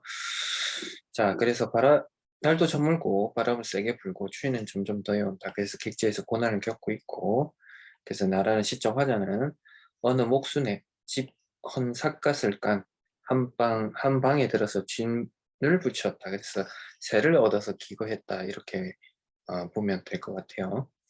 이리하여 나는 습내나는 춥고 느긋한 방에서 그래서 굉장히 열악하고 누추한 환경이란 걸 알 수가 있죠. 낮이나 밤이나 나는 나 혼자도 너무 많은 것 같이 생각하며 그래서 자신의 몸조차 감당하지 못할 듯이 그래서 그 뒤로 빼기에 북덕부지를 더 담겨오면 자기가 이제 무엇을 굉장히 많이 하냐면은 제우 뜻없이 글자를 쓴다. 그래서 무료함을 달래기 위해서 아무 글자나 써보는 거죠. 그리고 문 밖에도 나가지 않고 베개를 하고 굴기도 하면서 슬픔이며 어리석음이며 소처럼 연하여 새김질을 한다. 그러니까 이제 어떤 후회와 어떤 회한의 정서 이런 것들을 계속 이제 상기해 보는 거죠. 그때 이제 느끼는 감정이 가슴이 꽉 메오고 뜨거운 것이 핑 괴적이며 스스로 화끈 낯이 붉도록 부끄러울 적이며 내 슬픔과 어리석음이 눌려서 죽을 수밖에 없는 것이다. 그래서 자괴감이 굉장히 크다라는 거죠. 그러면서 이제 절망적 정서가 극대화되는 것을 볼 수가 있습니다. 자, 그러나 이제 시성의 전환이죠. 그래서 하고 싶은 말은 여기서 이제 등장을 하는데 나는 고개를 들어줘. 여기서 상승 이미지라는 것을 우리가 잡을 수 있습니다. 허연 문창에 색채어죠. 그래서 바라보든지 또 눈을 떠서 높은 천정을 보든지 하는 것인데 이때는 내 뜻이며 힘으로 나를 이끌어가는 것이 힘든 일인 것을 생각을 하고 그래서 이 절망적인 상황이 자신의 의지나 능력 때문이 아니라는 것을 이제 생각을 하고 이것들보다 더 크고 높은 것 그래서 운명을 주관하는 어떤 절대적 존재가 있다라고 생각을 하고 그런 것들이 이제 나를 마음대로 굴려가는 것을 생각하는 것인데 내 어지러운 마음에는 슬픔이며 한탄이며 가라앉은 것들은 차츰 깡금이 되어 가라앉고 그래서 이제 어떤 그 감정들이 막 이렇게 솟아올랐죠 화자에게. 근데 화자 내면에게 어떤 평온을 찾게 되는 거죠. 그래서 운명에 대한 자신이 이제 깨달음을 가지게 된 거죠. 어떤 자기 운명을 주관하는 절대적 존재가 있다라고 생각하면서 감정이 정화가 된 거죠.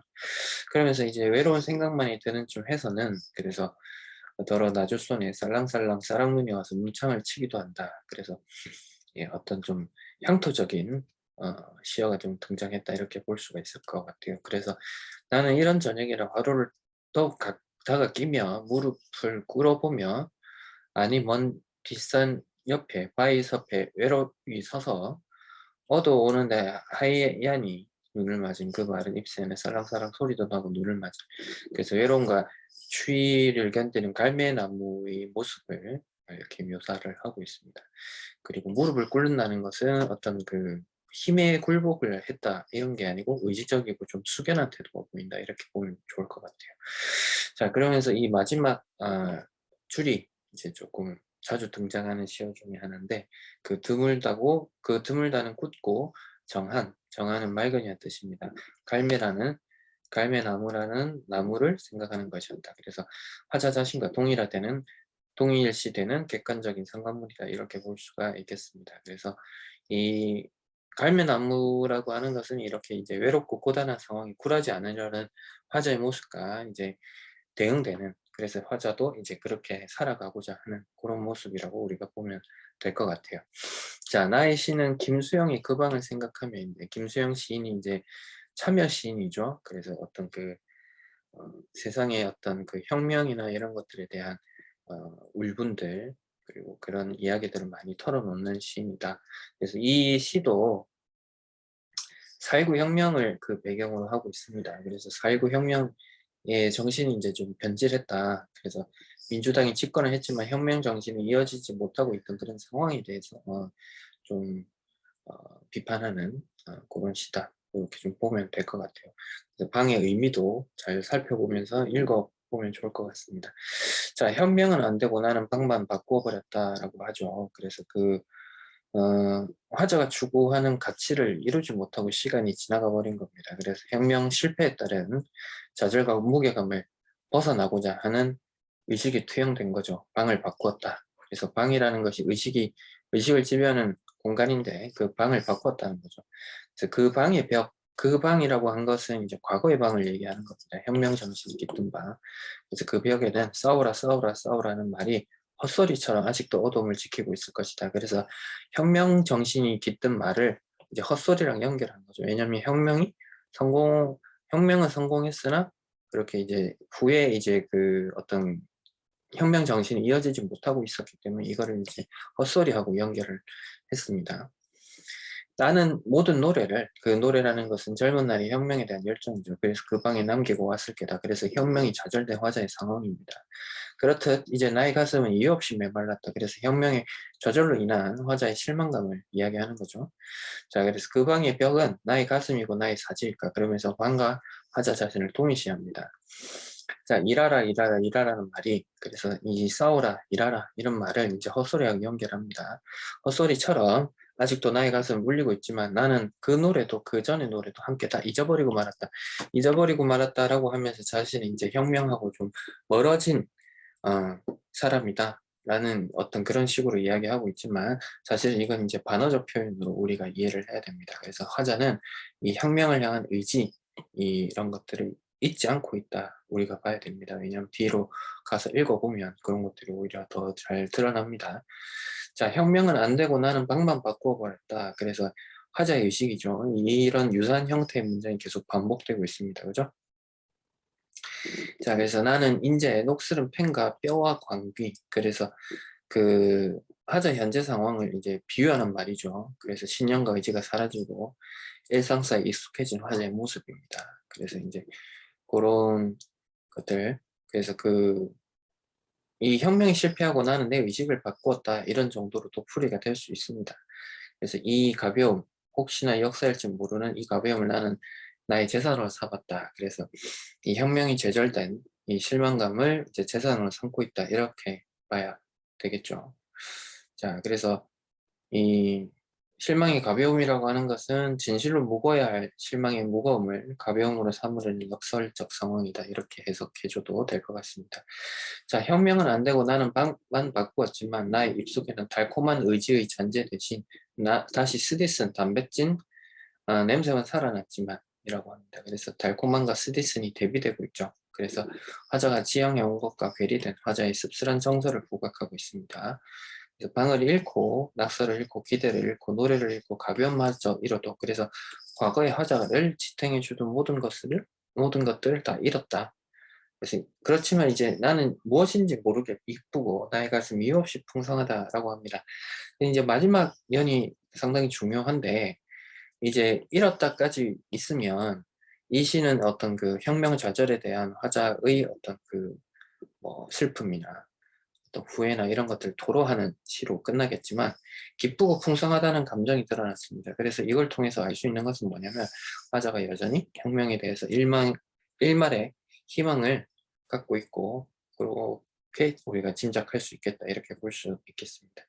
자, 28번은 이 형식상의 특징을 물어보는 거죠. 그래서 1번 유선 문제, 그 문장 형태가 반복되고 있다, 이렇게 볼 수가 있겠죠. 자, 2번은 앙금이 되어서 가라앉는다는 것은 어떤 그 부유하는 감정, 자신이 어떤 그 좋지 않았던 그런 감정들이 이제 가라앉아서 좀 감정이 식었다, 이렇게 봐야겠죠. 그래서 심화된다, 이렇게 보는 것은 좀 틀린 표현으로 볼 수 있겠습니다.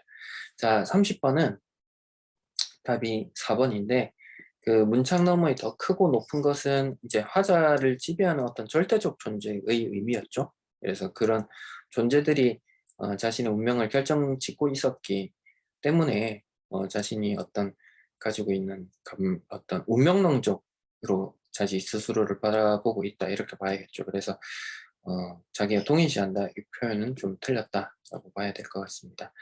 자, 31번부터 34번은 현대 소설인데 이제 무기질 청년이라는 작품입니다. 그래서 이 무기질 청년은 일종의 액자 소설로 내부 이야기와 외부 이야기를 번갈아서 서술되는 방식을 취하고 있다라고 합니다.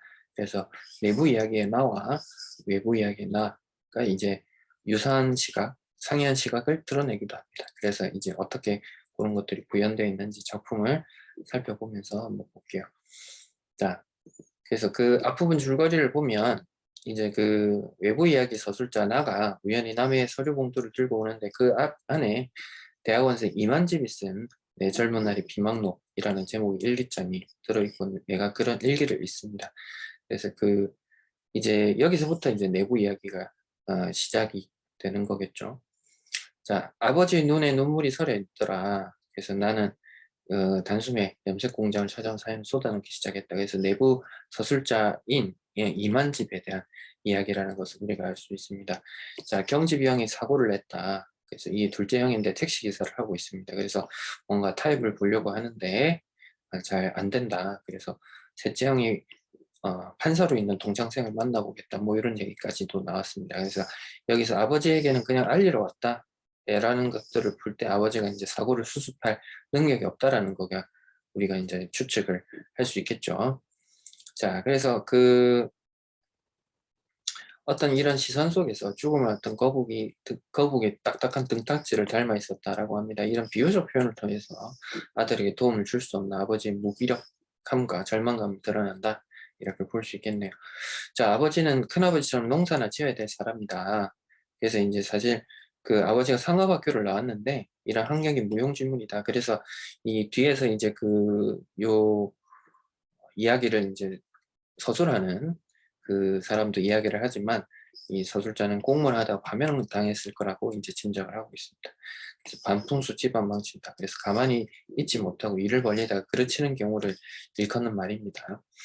그래서 이제 그렇지만 이 날라리 학력에서 이렇게 드러난다. 그래서 이 기억의 표현은 뭐냐면, 사람들의 어떤 속물주의를 비판하는 것인데 학력이 높을수록 양심을 안 지킨다, 이런 것들을 이야기를 하고 있습니다. 그래서 결국 적당주의, 탈을 쓰고 병든 것도 중증의 이사에 보완해동하는 능력 그 자체일 테지만, 그래서 이 양심이 잃은 고학력자들이 적당하게 남의 의견을 따라서 움직이는 삶을 살고 있다라는 것을 이제 비판하고 있는 그런 겁니다.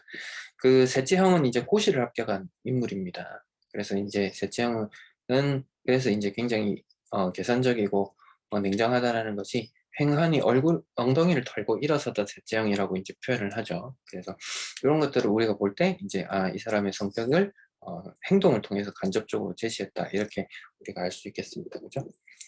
자, 이제 아버지는 어떤 일도 속수무책이다. 당신은 마음을 안다. 그래서 무기력한 이 자신에 대한 자책감이 있겠죠. 그래서 이 풍뎅이처럼 죽은 신용을 하고 살아가는 양반. 그래서 아버지의 무기력함에 대해서 이야기를 하고 있습니다. 그래서 이 아버지에 대한 애증, 어떤 사랑 그과 증오 이런 것들인데 오늘은 참담해지지 않을 수 없었다. 뭐 이렇게 표현을 하고 있습니다. 그래서 그 뜻밖에도 부정과 그것의 적이는 백지자 한 장 차이더라. 그래서 손바닥과 손등 관계다. 그래서 아버지를 원래는 미워했습니다. 미워했던 어떤 그 마음이 아버지를 향한 사랑의 감정과 때려야 될 수 없는 관계에 있었다는 것을 이제 그 주인공이 느끼게 된 거죠. 자, 그러면서 이제 외부 이야기로 넘어옵니다. 그래서 이 외부 이야기는 이제 내부 이야기였던 이만집의 일기에 대한 소감과 비평을 합니다. 그러면서 이만집 어머니는 일찍 타계한 것 같다. 어느 구석에도 어머니 언급이 없다. 그리고 이만집은 제법 다혈질 있고 눈물이 메마르지 않은 것 같다. 예. 그리고 아버지는 상당히 흥미를 유발하는 인물인 것 같다. 공무원직에서 파면당하고 그래서 죄를 뒤집어 썼다. 그래서 내가 보기에는 이만집의 맏형 그 고서를 뒤집 인다는 곰팡이 냄새나는 인물과 동명으로 보인다. 그래서 이 이만집 아버지와 맏형은 이제 무기력하지만 선한 인물이다라는 어떤 좀 측은하게 생각하고 있습니다. 이 나라는 인물은. 자, 그래서 그들은 분명 한 시대에 또 한 사회 환경의 어떤 부산물일 텐데 그 부산물이라는 것은 어떤 일을 할 때 부수적으로 생기는 어떤 일이나 현상을 얘기하는 건데 이상하게도 그들에게는 가해자인 시대의 냄새를 맡을 수 없다라고 합니다. 그래서 이제 시대를 가해자로 표현한 것으로 봐서 나아가 현 시대를 부정적으로 보고 있음을 알 수 있죠. 근데 이 사람들은 이제 선한 사람들이라고 보고 있죠. 그렇기 때문에 그런 냄새를 맡을 수가 없다라는 표현은 사이에 때가 묻지 않았다. 그래서 이 사람들은 이제 피해자라고 이야기를 하죠. 그래서 명명한 것은 이들의 무기력과 무능력이 어떤 피해자, 그 개인의 탓이 아니라 시대의 탓이라고 여기고 있기 때문에 이 사람들을 피해자라고 보는 것이죠. 그래서 생내부터 착한 심성으로 고생을 낙삼고 살 양반이다. 이렇게 이제 보고 있습니다. 자, 그래서 이런 답답한 위인들이야말로 사회를 사회답게 굴러가도록 하는 길라잡이다. 그래서 별것 아닌 것 같지만 생명에 꼭 필요한 무기질과 같이 무능해 보이지만 선하고 순수한 무기질과의 결합 같은 사람이 사회를 사회답게 굴러가게 한다. 그렇게 해서 이게 제목이 무기질 청년이다 라는 것을 우리가 알 수 있겠네요. 자, 그리고 이제 여기서 이제 셋째 형수가 심사를 좀 건드립니다. 도련님은 언제 취직할 거예요? 그렇게 열심히 공부해서 어디다 쓸 거예요? 그래서 공부만 하고 취업하지 않는 나를 비꼬고 있습니다. 그래서 어, 이제 그런 거에 대해서 이제 좀 나도 비꼽니다. 그런 돌대가리인 제가 보기에는 돈이란 돈을 좋아하는 사람만 그걸 쫓을 권리가 있는 것 같다라고 하면서 나는 공부나 더 해볼까 싶다. 그래서 속으로 알았다. 너희 내에는 돈 많아서 보유오식하고 너희들 닮은 세대가리 후세나 잘 키우면 평생도록 집값오르라. 그러면서 이 속물적 태도에 대해서 반감을 드러내고 있습니다. 자, 그래서 다시 또 외부 이야기로 나오는데 이 이만집의 셋째 형처럼 고시 합격한 인물처럼 영리한 형제가 집안에 하나쯤은 있어야 가문을 덩실하게 살려주면 좋겠는데 이 셋째 형은 출세 지향주의적이고 아무래도 뭐 어쨌든 흥미로운 인물이다. 그래서 재주와 처세술도 이렇게 다양해야 된다. 이렇게 생각을 하고 있습니다. 나라는 사람이. 자, 불공평에는 이 세상 만사의 영구불변한 형평의 질서. 그래서 세상은 불공평이 공평하게 깔려 있다라고 생각을 하고 있습니다. 이 사람은. 그러면 그렇게 형평의 질서가 없으면 누가 고시 합격하려고 엉덩이 못이 앉도록 세상 앞에 앉아 있겠느냐. 그래서 세상은 불공평하기 때문에 더 높은 곳으로 올라가기 위해서 고시 공부에 목을 매면서 셋째형과 같은 삶을 사는 이런 인물도 있지 않냐 이렇게 이야기를 하고 있습니다. 자, 31번은 답이 5번입니다. 그래서 그 경집이 형 차사고와 관련된 내용을 알리기 위해서 아버지를 찾아갔다 이렇게 볼 수가 있고요. 32번은 답이 4번이죠. 그래서 현실적 대안을 제시했다기보다는 형수가 이렇게 이야기를 한 것은 어디다 쓸 거냐 이런 건 이제 비꼬는 거죠. 공부를 하고 취직하지 않는 것에 대해서. 자, 그리고 33번은 특정 인물의 기록을 통해서 사회 문제 사회 현실의 문제점을 우리가 둘러보고 있죠. 그래서 비망록의 역할도 이제 좀 중요한 내용 중에 하나였고, 자, 34번은 답이 4번으로 볼 수가 있겠죠. 그래서 이 피해의식에 사로 시달린다 이렇게 보고 있지는 않죠. 그래서 어, B가 A에 대해서 늘 피해의식에 시달린다고 판단하고 있다. 이 표현은 틀린 표현으로 보면 될 것 같습니다. 자,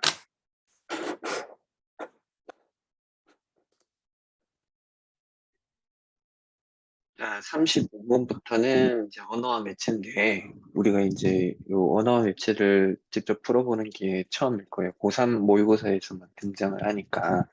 그래서 이제 나오는 문제들이 뭐 그렇게 쉬운 편은 아닙니다. 그래서 고3이기도 하고, 그렇기 때문에 어느 정도 감안을 하고 들으시고, 어, 여기 나오는 문제를 선생님 설명을 하고도 이렇게 완벽하게 이해가 안 갈 수도 있는데, 이렇게 너무 어렵게 느껴져서, 어, 이 고3 수준이나 혹은 이제 언어와 매체, 문법 같은 것들은 선택을 하면 안 되겠다, 이렇게 생각하시면 안 됩니다. 그래서, 이렇게 어렵기도 하지만, 이제 고3이잖아요.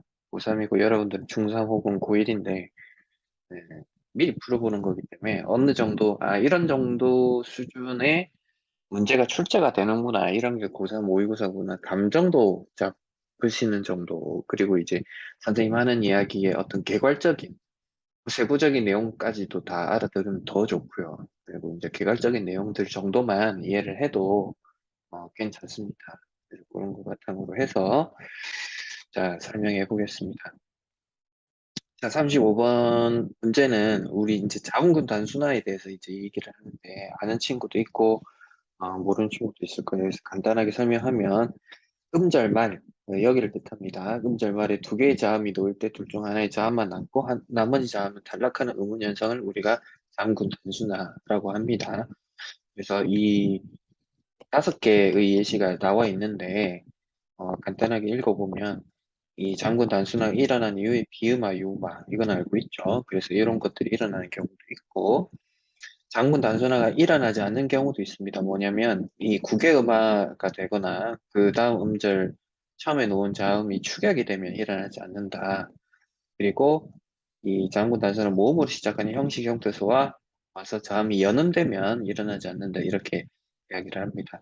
자, 그래서 답은 1번인데 훌치라고 발음이 되는 요거를 분석을 해보면 어, 우리 티귿 끝에 있는 티귿이 이 이와 결합을 해서 뭘로 바뀝니까? 치읓으로 바뀌죠. 그러면 이거는 이제 국외음화가 일어났다라고 우리가 볼 수가 있습니다. 그죠?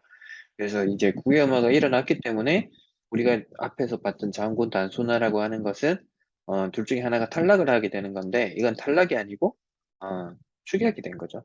그래서 이렇게 됐기 때문에 장군 단순화가 일어난 현상이 아닙니다. 그래서 답이 1번이고 자, 나머지 선지도 한번 볼게요. 훌터 같은 경우는 이제 어미 어가 들어와서 티귿이 연음이 되었다. 훌터 할 때 티귿이 뒤로 넘어갔죠. 연음이 됐죠. 그래서 아까도 여기 보기에서 했지만 연음이 되면 장구 단순화 일어나지 않죠. 일어나지 않았다. 맞는 표현입니다. 언는은 니은 지읒 중에서 언는인데 뒤에 니은이 있고 앞에 니은 지읒인데 지읒이 빠졌죠. 이렇게 탈락이 됩니다. 이게 이제 대표적인 장군 단순화라고 볼 수가 있습니다. 그래서 3번은 맞는 표현. 자, 그리고 끌고를 보면 이 히읗과 기읗이 만나가지고 키읔이 됐죠. 이런 걸 우리가 축약이라고 합니다. 축약. 그래서 축약에 대해서 다시 한번 설명을 하면 구문의 축약은 비읍, 기역, 지읒, 디귿, 비가 주덜이라고 합니다. 이건 비가 주덜. 그래서 비읍, 기역, 지읒, 디귿이 히읗과 만났을 때 다른 것과 만났을 땐 축약이 안 됩니다. 그래서 이렇게 만났을 때 이렇게 바뀌는 현상을 우리가 축약이라고 합니다. 그래서 이것은 다음군 단순화가 일어나지 않았죠. 왜냐하면 히읗하고 키읗이 만나가지고 자기들끼리 축약 현상이 일어나고 리을이 남았기 때문에 이거는 자음군 단순화라고 하지 않습니다. 선생님 둘 중에 하나가 뭐 이렇게 빠지면 그건 자음군 단순화라고 보지 않나요? 라고 하는데 그거는 이제 그 자음군 단순화라고 하는 거는 이런 것처럼 이 다른 것에 어떤 변동이 영향을 받지 않고 자기 혼자 이렇게 탈락이 되는 그런 것들 자음군 단순화라고 합니다. 그래서 5번 같은 경우도 보면 끓는에서 리을 히읗이 있는데 여기서 이제 른으로 바뀌었죠. 끓는으로 바뀌었는데 이제 순서를 잘 봐야 되는데 이제 끓는 같은 경우는 처음에 이게 이제 끓는으로 바뀐 겁니다. 그래서 이제 히읗이 뭡니까? 탈락을 하게 되죠. 그래서 이 히읗 탈락, 그러니까 이것을 우리가 리얼 히읗에서 히읗이 빠졌기 때문에 이건 자음군 단수나라고 우리가 볼 수가 있겠죠. 그래서 요렇게 된 상황에서 이제 그 뒤에 리을 그 종성이 리을하고 이 초성이 니은이 만나서 뭘로 바뀌겠습니까? 끓는으로 바뀌겠죠. 그래서 끓는. 그래서 끓는으로 바뀌는 이 현상을 우리가 뭐라고 하죠? 유음화라고 하죠. 그래서 유음화가 이루어졌다. 그래서 지금 이 설명했던 게 우리가 이제 앞에서 맨 처음 읽었던 그냥 장무 단순 일어나는 경우도 있지만 단순화가 일어난 이후에 비음화나 유음화 같은 음문 변동이 일어나는 경우도 있다. 그래서 5번을 설명하는 겁니다. 그래서 이렇게 장군 단순화가 일어난 이후 첫 번째 장군 단순화가 일어나고 그리고 남은 이율로 인해서 니은이 일요일로 교체가 됐다. 그래서 두 번째 이렇게 일어났다라고 볼 수가 있습니다. 그래서 5번도 맞는 표현으로 보시면 됩니다. 그래서 이제 이렇게 그 한 가지만 놓고 보면 이게 꽤 어렵게 느껴질 수 있는데 사실은 이제 우리가 어 요런 문제들이 이 어느 정도 이제 구력이 쌓이면 문법을 푸는 구력이 쌓이면 이런 것들이 좀 많이 풀다 보면 이게 이제 프로세스가 조금 더 간소화됩니다. 지금은 이렇게 좀 하나하나 선지를 푸는 데 시간이 걸리고 이렇게 되지만 그래서 간소화되면 좀 빨리빨리 풀 수가 있습니다. 자, 36번 문제는 여러분들 수준에서 조금 풀기가 어려운데 선생님이 이제 설명을 하면서 이렇게 문제를 통해서 이제 보여줄게요. 자, 우리가 서술어에 대해서 우리가 서술어 자릿수에 대해서 공부를 했고요. 그리고 이제 보어나 관형사절, 용언 이런 것들에 대해서도 공부를 했습니다. 그래서 여기서 제시하고 있는 게 서술어 자릿수가 한 자릿수여야 된다. 그래서 이것만 놓고 보면 이거에 해당하는 게 답이 1번밖에 없긴 합니다. 자, 그리고 그 서술어 자릿수가 한 자리인 용언이 포함될 것이라고 했습니다. 이, 그래서 답은 일단 1번이고요.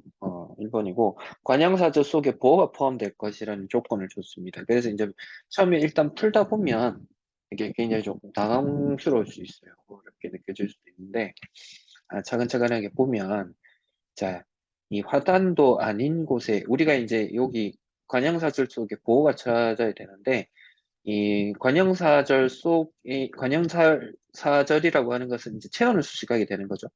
그래서 이제 곳은 곳인데 화단도 아닌 곳 이렇게 해서 이렇게 그 곳을 수식을 하고 있고 그리고 이제 보호라고 하는 것은 되다 아니다 앞에 오는 것이죠. 그래서 아니다 앞에 왔기 때문에 얘가 보호겠죠. 그래서 보호가 포함이 되어 있는 관형사절이고 그다음에 그 여기서 보면 이 전체적으로 이제 하단이 아닌 곳에는 이제 부사어로 볼 수 있습니다. 부사어로. 근데 이제 우리가 진달래 꽃이 피었다. 그러니까 이게 없어도 이제 그냥 해당이 되죠. 진달래 꽃이 피었다. 그래서 이제 서술어로 볼 때는 이제 주어 하나만 존재하는 우리가 이제 서술어의 자릿수는 서술어를 제외하고 문장의 주성분만 카운팅을 한다라고 했죠. 그래서 이제 주어 플러스 서술어 이렇게 한 자리 서술어 그래서 답은 1번입니다. 그러면 나머지 선지도 한번 살펴볼게요. 자, 대학생이 된 누나죠. 그래서 이것도 뭡니까? 관형사절이죠. 관형사절. 누나를 수식을 하고 있죠. 그래서 이 된 누나기 때문에 누나가 대학생이 되었다. 그리고 누나 주인공을 맡았다. 이렇게 두 가지 문장이 합쳐진 걸로 볼 수가 있습니다. 그리고 되다 앞에 보호가 왔죠. 그래서 이 관형사절 속에 보호가 포함된 것은 맞는데 여기서 요구하고 있는 게 한 자릿수죠. 그래서 누나가 주인공을 맡았다라고 하면 을이 이제 목적어에 해당되고 이게 서술어가 되겠죠. 그래서 이건 두 자리 서술어로 보면 됩니다. 그래서 주목이라고 적어 있죠. 자, 그래서 두 자리 서술어로 보시면 됩니다. 그래서 2번은 틀렸다. 자, 3번은 3초는 학생이었다. 이렇게 보면 이게 관형사절이라는 걸 우리가 알 수가 있죠. 그래서 이것도 관형사절이다 우리가 알 수가 있고 그래서 근데 이제 관형사절에 보호가 없죠.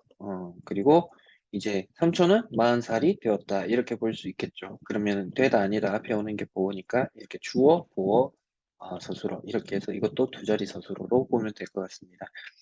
자, 그 다음에 큰 언니는 성숙했다. 성인이 아니었다. 이제 두 가지 문장이 합쳐진 겹문장이라고 우리가 볼 수가 있겠습니다. 그죠? 그래서 주어 서술어, 그다음에 되다 아니다 앞에 오는 게 보어. 그래서 우리가 서술어가 두 개, 그리고 주어 보어. 그렇게 해서 이제 두 자리 서술어. 이렇게 보면 될 것 같고요. 그다음에 5번 같은 경우는 세 자리 서술어입니다. 그래서 이 세 자리 서술어가 된 이유는 우리가 이제 주어, 목적어, 그다음에 필수적 부사, 그리고 서술어 이렇게 해가지고 세 가지가 들어가서 세 자리 서술어가 되는데, 우리가 부사어 같은 경우는 문장의 주성분이 아닙니다. 근데 여기 같은 경우는 나는 그에게 책상을 주었다. 이렇게 해가지고 이 필수적 부사가 있어야 됩니다. 나는 책상을 주었다. 뭐 누구에게 주었는지 대상이 꼭 들어가야 되는 문장이죠. 그래서 이와 같은 세 자리 서술어로 보시면 됩니다. 자, 책상이라는 것이 나무로 된 책상이기 때문에 얘를 서술하고 있죠. 그렇기 때문에 얘는 관형사절로 볼 수 있습니다. 책상이 나무로 되었다. 이렇게 이 문장이 삽입된 것으로 볼 수가 있죠. 자, 그리고 이 되다 아니다 앞에 이 나무로 된 책상이렇기 때문에 이건 보어로 볼 수가 있습니다. 그래서 보어 서술을 이렇게 볼 수가 있는데, 어쨌든 요거는 관형사절이다. 세 자리 서술이기 때문에 조건을 만족하지 않는다. 그래서 답은 1번. 이렇게 보시면 되겠네요. 자, 37번 같은 경우는 이제 품사를 분류해 놓은 건데, 기역은 가변은 불변화, 그리고 니은 같은 경우는 우리가 이제 용언, 체언 이렇게 나눠 놓은 거, 그리고 디귿은 그 품사에 따라서 각각 나눠 놓은 건데, 하나하나 차례차례 살펴보시면 됩니다. 차례대로 보면, 자, 가변어와 불변어를 구분할 수 있느냐를 보고 있습니다. 그래서 가변어, 불변어는 우리가 알고 있듯이 이 그 형태가 변화하냐 변화하지 않느냐 이걸 가지고 보는 것이죠. 그래서 이제 나비는 불변어죠. 하나도 불변어죠. 를도 불변하죠. 변하지 않죠. 또도 불변하죠. 근데 잡았다, 잡았고, 잡았으니 이렇게 잡다, 뭐 이렇게 해서 변화하죠. 그래서 얘는 가변어로 볼 수가 있겠죠. 그래서 가변어 한 개, 불변어 네 개 맞는 표현이다. 자, 그리고 나비 하나를 이렇게 보면 이 나비는 명사, 그러니까 체언이죠. 그리고 하나 같은 경우는 뒤에 르리 조사가 붙었죠. 그래서 우리가 조사가 붙을 수 있는 건 체언이고, 체언의 종류는 명사, 대명사, 수사라고 했죠. 그래서 얘를 수사라고 볼 수 있습니다. 그래서 얘도 체언이겠죠. 자, 르는 조사고, 그래서 관계언이겠죠. 그래서 체언 두 개, 관계언 하나, 이렇게 해서 2번도 맞는 표현이다. 자, 어려워 보이지만 하나하나씩 푸니까 뭐 이해가 금방 가죠. 자, 그리고 3번에 이런 것들이 뭐냐면 감탄사입니다. 감탄사. 선생님이 이제 얘기했듯이 이건 암기를 해야 되는 부분인데, 철수야. 이렇게 부르는 거. 이거는 감탄사가 아니다. 라고 선생님이 얘기했습니다. 동리보다. 자, 우리는 명사겠죠. 가는 조사겠죠. 밝은은 뭐예요? 발달하는 어떤 상태를 보여주니까 형용사겠죠. 그리고 곳은 대명사에 해당이 됩니다.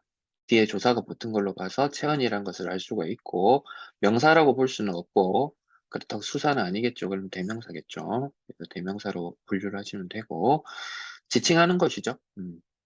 자, 그리고 조사, 그리고 얘는 이제 관형사가 됩니다. 나비를 수식하고 있죠. 그리고 그 관형사로 보시면 되고, 그다음 나비, 그다음에 하나는 수사가 되겠죠. 뒤에 조사가 와서. 그래 수사, 조사. 그다음에 또는 부사, 그리고 잡아서는 동사. 이렇게 됩니다. 혹시 여기 이제 뒤에 조사의를 붙이면 그의 나비 이렇게 선생님 되잖아요 하는데, 이 그는 나비의 그를 지칭을 하는 거지, 그의 나비 해버리면 히즈가 되는 거죠. 여기서 히즈가 되죠. 그의 나비.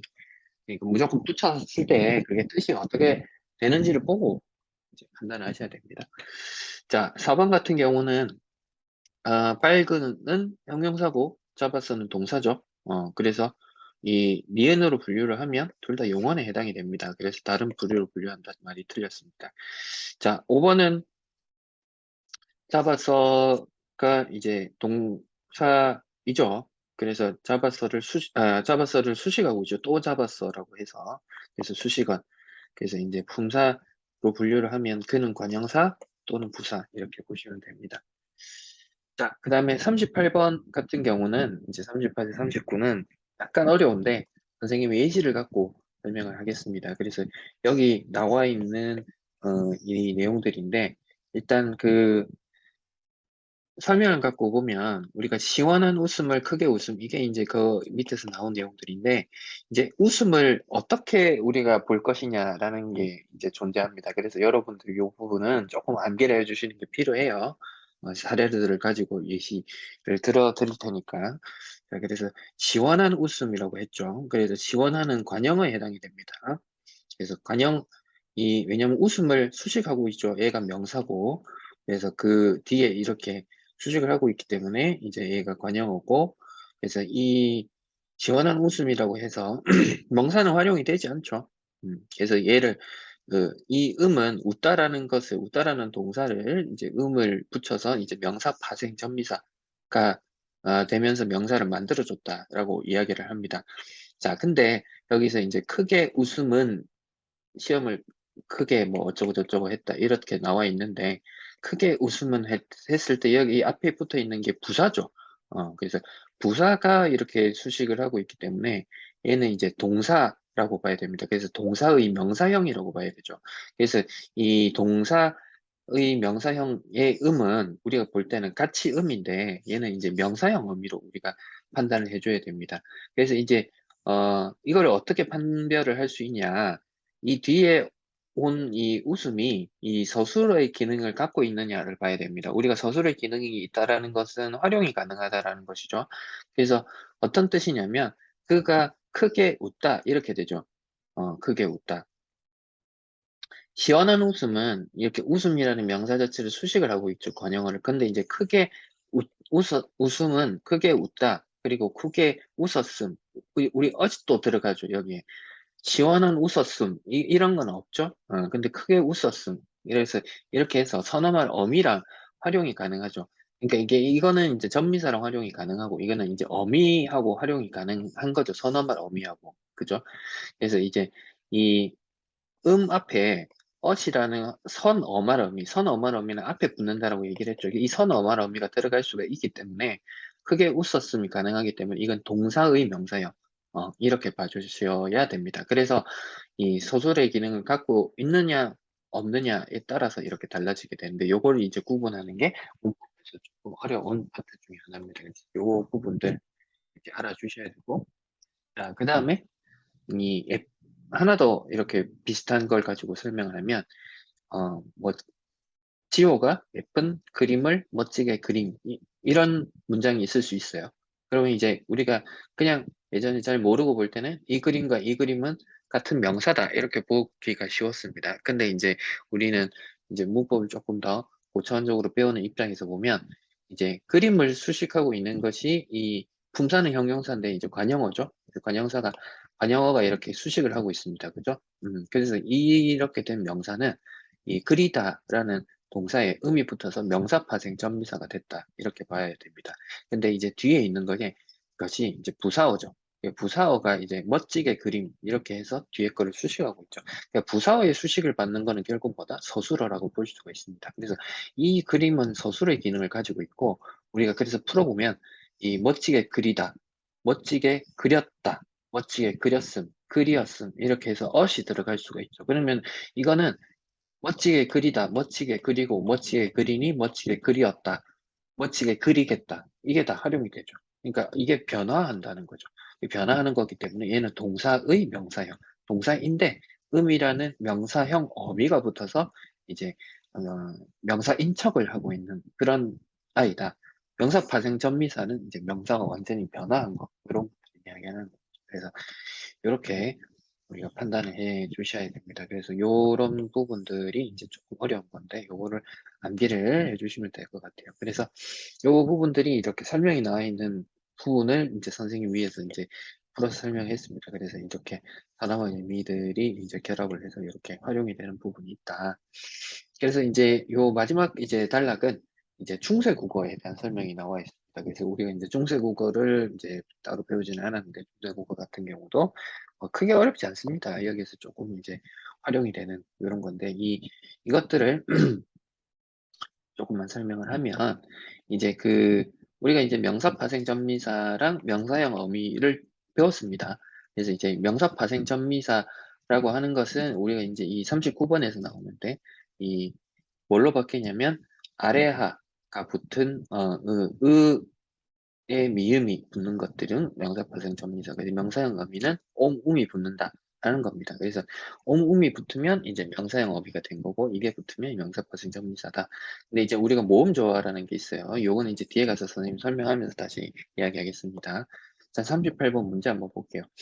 자, 그래서 요것들도 이제 하나씩 풀어보면 되는데, 이 선지 1번부터 보시면, 이 기억에서 이제 고난도의 수식을 받는 춤은 명사라고 볼 수가 있죠. 그래서 이 고난도의, 의가 뭡니까? 우리가 수업 시간 배울 때 관형격 조사라고 배웠죠. 관형격 조사. 나의 집 할 때, 그죠? 관형격 조사. 관형격 조사고, 춤은 춤인데 고난도의 춤. 이렇게 해서 우리가 뭐라고 우리가 품사를 문장성부로 붙일 수 있습니까? 관형어라고 볼 수가 있죠. 그래서 이 고난도의 수식을 받는 춤은 명사라는 걸 알 수가 있습니다. 자, 근데 얘는 뭡니까? 부사이면서 부사어에 해당이 되죠. 부사어. 그래서 부사어에 수식을 받는다는 거는 얘는 서술어의 기능을 가지고 있다라는 것이죠. 어, 그래서 잘 추웠다, 잘 추웠고, 잘 추다, 잘 추고, 잘 추니 이런 식으로 해서 서술어의 기능을 갖고 있다는 것을 볼 수가 있습니다. 그렇다면 얘는 이제 뭐예요? 동사의 명사형이다 이렇게 볼 수가 있겠죠. 위에서 설명했던 거하고 일맥상통합니다. 자, 이번 같은 경우는 자, 죽음에 음이 붙어서 이 명사가 된 말인데, 이제 죽음이라고 하는 것은 죽다에 이제 엄이 붙었는데 이 기억이 뒤로 넘어가서 이제 원래 형태가 없어져 버린 형태입니다. 죽음은. 근데 이제 요 죽음 같은 경우는 전미사 음이 붙었는데 어간의 원형을 밝혀 적은 거죠. 그래서 요거는 이제 요 앞에서 무덤하고 이렇게 나올 때 나왔던 내용입니다. 선생님 따로 읽지는 않았는데 그렇게 해서 2번도 맞는 표현. 자, 그리고 디귿 3번 같은 경우는 도움이라는 것은 이제 조용히 도움으로써 조용히 도왔고 이렇게 되겠죠. 그래서 이제 부사어에 해당이 되고 얘를 이제 수식을 하고 있기 때문에 얘도 동사의 명사형이라는 걸 알 수가 있겠습니다. 계속해서 반복하니까 이제 조금 잡히는 느낌이 드시죠. 계속해서 동사의 명사형 그리고 이 명사절에서 서술어의 기능을 하고 있다. 자, 명사절이라고 하는 것은 우리가 이 명사형으로 이게 바뀐 거죠. 동사의 명사형으로 들어가서. 그래서 이제 여기가 선생님이 아까도 설명했듯이 부사가 이렇게 수식을 하고 있기 때문에 이 자리가 서술어라는 것을 알 수가 있습니다. 그래서 서술어 기능을 하고 있다. 하는 표현으로 보시면 되겠네요. 자, 4번 같은 경우는 다 틀렸는데, 작가에 대해서 많이 이렇게 왔죠. 그래서 많이가 이제 또 부사겠죠. 그래서 이 부사어에 해당이 되고, 많이 이렇게 하면서 이 수식을 받고 있고 이 자리가 서술어로 쓰인다는 것을 알 수가 있습니다. 그래서 이게 이제 명사절이 해당이 되고 얘가 이제 서술어로 쓰인다는 점. 그리고 부사어에 많이라는 수식을 받고 있기 때문에 이형 같은 경우는 명사형 어미로 우리가 봐야겠죠. 그가 많이 누가 그림을 그림 이렇게 해서 이제 끝에 오는 많이 그림 이렇게 해서 부사어의 수식을 받으면 서술어다 이렇게 보셔야 됩니다. 그죠? 그래서 요거는 이제 품사를 동사에서 명사로 바꾸었다 이렇게 보는 게 아니고 품사는 동사로 봐야 됩니다. 그렇게 해서 리얼이 틀렸다 이렇게 보시면 될 것 같아요. 자, 그리고 5번은 믿음에는 선어머니 어시 끼어들 수 있다인데 그를 전적으로 믿음이지만 믿었음 이렇게 해서 어시 들어갈 수가 있죠. 그래서 답도 5번도 맞는 표현이다 이렇게 볼 수가 있겠네요. 자, 39번 같은 경우는 이제 음이 있고 음이 있는데 이건 이제 명사 파생 전미사가 들어갔을 때고 이거는 명사형 어미가 이렇게 해당이 됩니다. 자, 그리고 그 전에 아까 이제 양성모음, 음성모음이 나왔는데 이걸 이제 구분할 수 있는 방법을 간단하게 알려드리면 우리가 깡총, 깡총, 껑총, 껑총 이렇게 기억을 하시면 됩니다. 그래서 양성이라고 하는 것은 밝은 느낌을 가지고 있는 거라서 깡총에서 오가 들어가면 양성 그래서 껑충은 우가 들어가면 음성 이렇게 구분을 해주시면 될 것 같아요. 그래서 이제 옴이라고 붙은 것들은 깡총이죠. 오죠. 이제 가벼운 느낌을 가지고 있는 이거는 뭐다? 양성의 느낌. 그래서 양성 모음끼리 어울려야 되는 거. 이거는 이제 음성 모음끼리 어울리는 거 이렇게 보시면 됩니다. 자, 그래서 답은 1번인데 얼다를 보면 이제 얼다 같은 경우가 이제 이 여기서 보시면 이제 이게 들어갈 수도 있고 이제 이게 들어갈 수도 있는 거죠. 근데 이제 아래아가 들어갈 거냐 이제 그냥 으가 들어갈 거냐라는 것은 판단할 수 있는 것은 요 앞에 있는 게 이제 아래아냐 아니냐로 가지고 판단하면 되겠죠. 그래서 이 네 개는 전부 다 아래아가 들어가지 않아도 되는 그런 표현이다.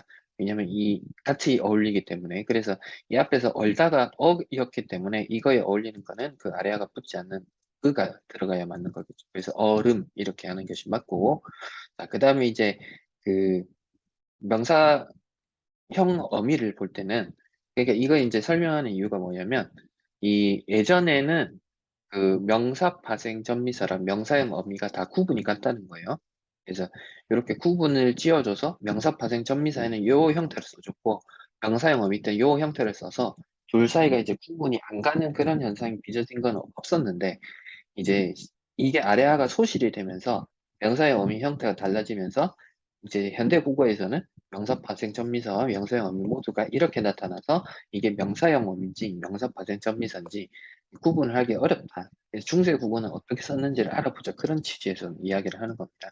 그래서 다시 돌아오면 이제 이 니은 같은 경우는 명사형 어미인데 이제 뭘 구분해 줘야 되냐면 우리가 이제 양성인지 음성인지를 구분해 줘야 되죠. 그래서 선생님이 이제 이 얼다에서 이 양성인지 음성인지를 봐야 되는데 얘는 음성에 해당이 되죠. 그러면은 이제 이거 어울리는 건 우가 되겠죠. 그래서 룸 이렇게 해주시면 됩니다. 그래서 1번이 맞는 표현이다. 그럼 이제 다른 선지들도 한번 체크해 볼게요. 걷다 같은 경우는 이거 아래아라고 표시하죠. 그래서 이게 아래아가 없죠. 그렇기 때문에 얘는 으가 들어가게 되겠죠. 그래서 걸음은 맞습니다. 그러면 이제 얘는 음성이에요, 양성이에요. 같은 경우는 음성이죠. 그래서 얘랑 어울리는 거는 롬이 아니고 룸이겠죠. 그래서 거룸 이렇게 표시해 줘야 됩니다. 열다 같은 경우는 우리가 이제 이쪽 계열이죠. 그리고 아래아가 안 붙었고 그래서 음으로 보면 되고, 그래서 여름으로 나와 있는데 여름이 아니고 여룸 이렇게 표시를 해주는 게 맞겠죠. 자, 살다 같은 경우는 이 사롬이 아니고 사름으로 해야겠죠. 명사과 생전미사 이렇게 가고, 그다음에 아래아를 붙이면 안 되고 사롬으로 해야겠죠. 이렇게 같이 어울리는 거. 자, 그리고 다른 것으로 이제 갈다, 이제 아래아가 붙었죠. 그래서 얘는 이제 가람 이렇게 해가지고 요렇게 표시를 해주는 게 맞겠죠. 그리고 얘 같은 경우는 아래아를 우리는 양성모음으로 봅니다. 양성모음. 그래서 아로 봅니다. 그래서 아로 보기 때문에 룸이 아니고 가롬 이렇게 해서 봐줘야 됩니다. 그래서 39번도 이렇게 풀 수 있습니다. 그래서 이제 처음 보는 거기 때문에 이게 이제 굉장히 어렵게 느껴지고 이걸 어떻게 풀까 좀 고민이 되는데, 이제 풀어보시면 이제 계속해서 풀다 보면 중세국어 오히려 쉽습니다.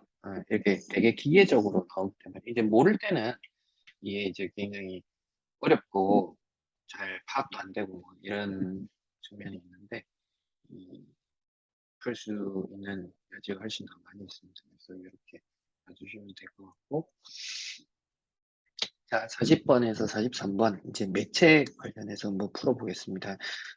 다 읽지는 않을 거고요. 이렇게 전반적으로 조금 살펴보고 문제 바로 풀도록 하겠습니다. 그래서 이 폐기물 관리법 관련해서 진행자가 이제 시행규칙이 어떤 내용이 있냐라고 해서 김 기자한테 물어봅니다. 그래서 2026년부터 30년까지 이제 생활 폐기물을 바로 땅에 묻을 수 없다. 그래서 일부를 소각하고 재만 매립을 해야 된다. 그래서 이제 포화 시점이 멀지 않다. 그러면 이제 이 시행규칙하고 관련이 있겠다 물어보니까, 그래서 이제 그 매립지에 묻히는 생활 폐기량을 20% 이하로 줄일 수 있다. 그래서 감소한 양이 크다. 그래서 이제 소각시설 충분하냐? 그랬더니 그렇지 않다. 그래서 이제 소각시설을 확충해야 되는데 이렇게 후보지로 선정된 지역 주민이 굉장히 화가 난다. 싸우겠다. 이런 이야기를 하고 있다. 그래서 이제 후보지로 선정된 곳에 반발이 커서 박 기자를 연결을 해서 이제 다른 기자를 통해서 이제 그 내용들을 한번 다시 살펴보려고 해요. 그러니까 긍정적인 곳, 이런. 그래서 아까 이제 매립을 하는 이런 것들을 얘기를 했는데, 생활 폐기물 소각 시설을 이 공원 치하에 치아화로 시킨 곳이 있다. 그래서 이제 이렇게 위화감을 최소화하고 편의시설을 제공해서 소각 설치를 가능하게 했던 곳. 그래서 이런 곳이 어떻게 그 의견 수렴 과정을 거쳤는지 물어보니까, 그래서 뭐 협의회를 수차례 열고 적극적으로 수용을 했다. 그래서 이런 오염 물질에 대해서 걱정을 한 것은 없었냐라고 했더니, 대기 오염 물질을 정할 수 있도록 했고, 농도도 현저히 낮고 관련 앱도 있다. 그래서 앱 메인 화면에서는 이런 것들을 볼 수가 있다. 그래서 처리 공정을 누르면 이렇게 생각 폐기물 소각 처리 과정을 이렇게 애니메이션 제작한 동영상이 있고, 대기 오염 농도를 누르고, 그리고 이런 농도 변화도 확인할 수가 있고, 그 시설 견학 신청을 할 수도 있고, 의견 보내기를 누를 수도 있다. 이렇게 이야기를 하고 있습니다. 그래서 40번은 이제 답이 5번입니다. 그래서 이 진행자가 해결 방안에 내재한 문제점을 이야기하는 건 아니고 어떻게든 문제를 좀 이렇게 개선시키는 방향으로 가져가려고 이야기를 하고 있다. 이렇게 봐주시면 될 것 같고, 자, 그리고 40번에서 1번이 이제 맞는 내용이죠. 이제 자기 언급한 정보를 과거에 보도한 내용하고 이야기 관련 지어서, 그래서 제가 얼마 전에 이렇게 하면서 이야기를 하고 있죠. 그래서 제가 얼마 전에 수도권에서 뭐 보도한 적이 있다. 이렇게 하면서 이야기를 하고 있습니다. 뭐 다른 내용들은 다 맞는 내용을 보시면 되고, 41번 같은 경우는 답이 3번이겠죠. 그래서 뭐, 다른 것들은 뭐 이렇게 선생님 표시한 것들이 이제 틀렸다. 이렇게 봐주시면 되고, 3번. 이렇게 변하는 정보에 수용자가 실시간으로 접근할 수 있다. 그게 이제 정확하게 맞는 표현입니다. 그래서 매체라는 게 조금 쉽습니다. 여러분들이 언어 매체를 선생님은 대체로 권유를 하고 있는데, 매체가 처음에는 조금 생소해서 접근하기 어려워 보이는데 어느 정도 익숙해지면 화작보다 조금 쉽습니다. 매체가. 자, 그리고 시청자 1, 2, 3 읽어봤을 텐데, 그래서 이 1, 2, 3 대체로 이제 이 시청자들이 어떤 그 보도에 대한 구체적인 수치, 그리고 이런 기준 제시, 그리고 균형감 있는 보도 이런 것들을 좀 요구하고 있습니다. 그래서 이런 것들이 잘 반영이 된 내용이 1번부터 4번까지의 선지로 보시면 되고, 자, 5번이 틀린 이유가 방송에서 활용 정보가 사실인지 점검하는 건 아닙니다. 그래서 이제 이런 부분들이 20% 이하로 줄일 수 있다는 자료 출처가 어디냐, 그리고 구체적인 수치 기준을 제시해줘야 되는데 왜 소각 시설에 대해서 찬성을 했느냐. 그래서 찬성하는 입장만 있을 것 같지 않다. 뭐 이러면서 이제 정보 전달이 충분한지를 점검하고 있습니다. 그래서 이렇게 보시면 될 것 같고, 자, 43번은 갑자기 문법이 등장했어요. 그래서 이거 직접 인용을 간접 인용으로 바꾸는 건데, 자, 요 직접 인용, 간접 인용은 뭐 그렇게 어렵지 않습니다. 주민들이 이게 직접 인용이죠. 그럼 주민 A라는 이 사람이 직접 얘기하는 거죠. 이 지역을 위해서, 자기 지역이죠. 이 지역을 위해서 끝까지 맞서 싸우겠다. 그럼 간접 인용은 이제 우리 청자가 들을 때 이렇게 작은 따옴표를 해서 보는 거죠. 그래서 주민들이 그 사람이 볼 때는 자기 지역이니까 이라고 표현을 하는 게 맞겠죠, 관형사가. 근데 이제 우리가 볼 때는 그 지역이 되겠죠. 그 지역을 위해서 끝까지 맞서 싸우겠다고 이야기를 했다. 라고 하면 안 됩니다. 라고는 이제 그 직접 인용일 때 뭐뭐라고 성토했다 이렇게 할 때 고고, 간접 인용으로 바꾸면 싸우겠다고 이렇게 바꿔야 됩니다. 그래서 답은 3번으로 봐주시면 될 것 같아요. 자, 44에서 45번은 이거는 읽지 않겠습니다. 그래서 이제 그 줌 회의를 하는 장면들에 대해서 이야기를 하고 있고, 그래서 이제 이게 굉장히 간단하죠. 읽어보시면. 그러니까 앞에서 나온 내용들에 비하면 굉장히 쉬운 내용을 가지고 있습니다. 그래서 그 44번을 보시면 답이 이제 2번으로 보면 되겠죠. 이제 다른 선지들은 맞는 내용들이고, 제한된 시간 안에 이루어진다. 이런 것들은 이야기하지 않습니다. 그래서 답 2번으로 보시면 되고, 45번 같은 경우는 이제 가람이가 이제 그 어떤 강연인지 알 수가 없으니까 일시 장소뿐만 아니라 무슨 주제로 했는지를 보자라고 얘기를 했죠. 그래서 여기 보시면은 땡땡 작가의 사진 강연이라고만 되어 있지 이 어떤 사진 강연의 주제가 뭐였는지는 얘기를 하고 있지 않죠. 뭐 예를 들면 뭐 사진을 잘 찍는 법, 뭐 이런 걸 할지, 혹은 뭐 풍경 사진 찍을 때 어떻게 해야 하는 법 이런 게 있어야 되는데 그런 강연 주제에 대한 정보가 없죠. 그래서 이런 것들을 추가해야 된다라고 이야기한 2번이 맞는 표현이다. 이렇게 보시면 될 것 같습니다. 자, 그렇게 해서 이제 우리가 2022년 3월 고3 모의고사를 한번 풀어봤습니다. 상당히 어렵다고 많이 느껴졌을 텐데, 우리가 이제 선생님이 고3 모의고사를 뭐 시도 때도 없이 풀지는 않을 겁니다. 1년에 한 번 정도 여름 방학이라서 특별히 풀어봅니다.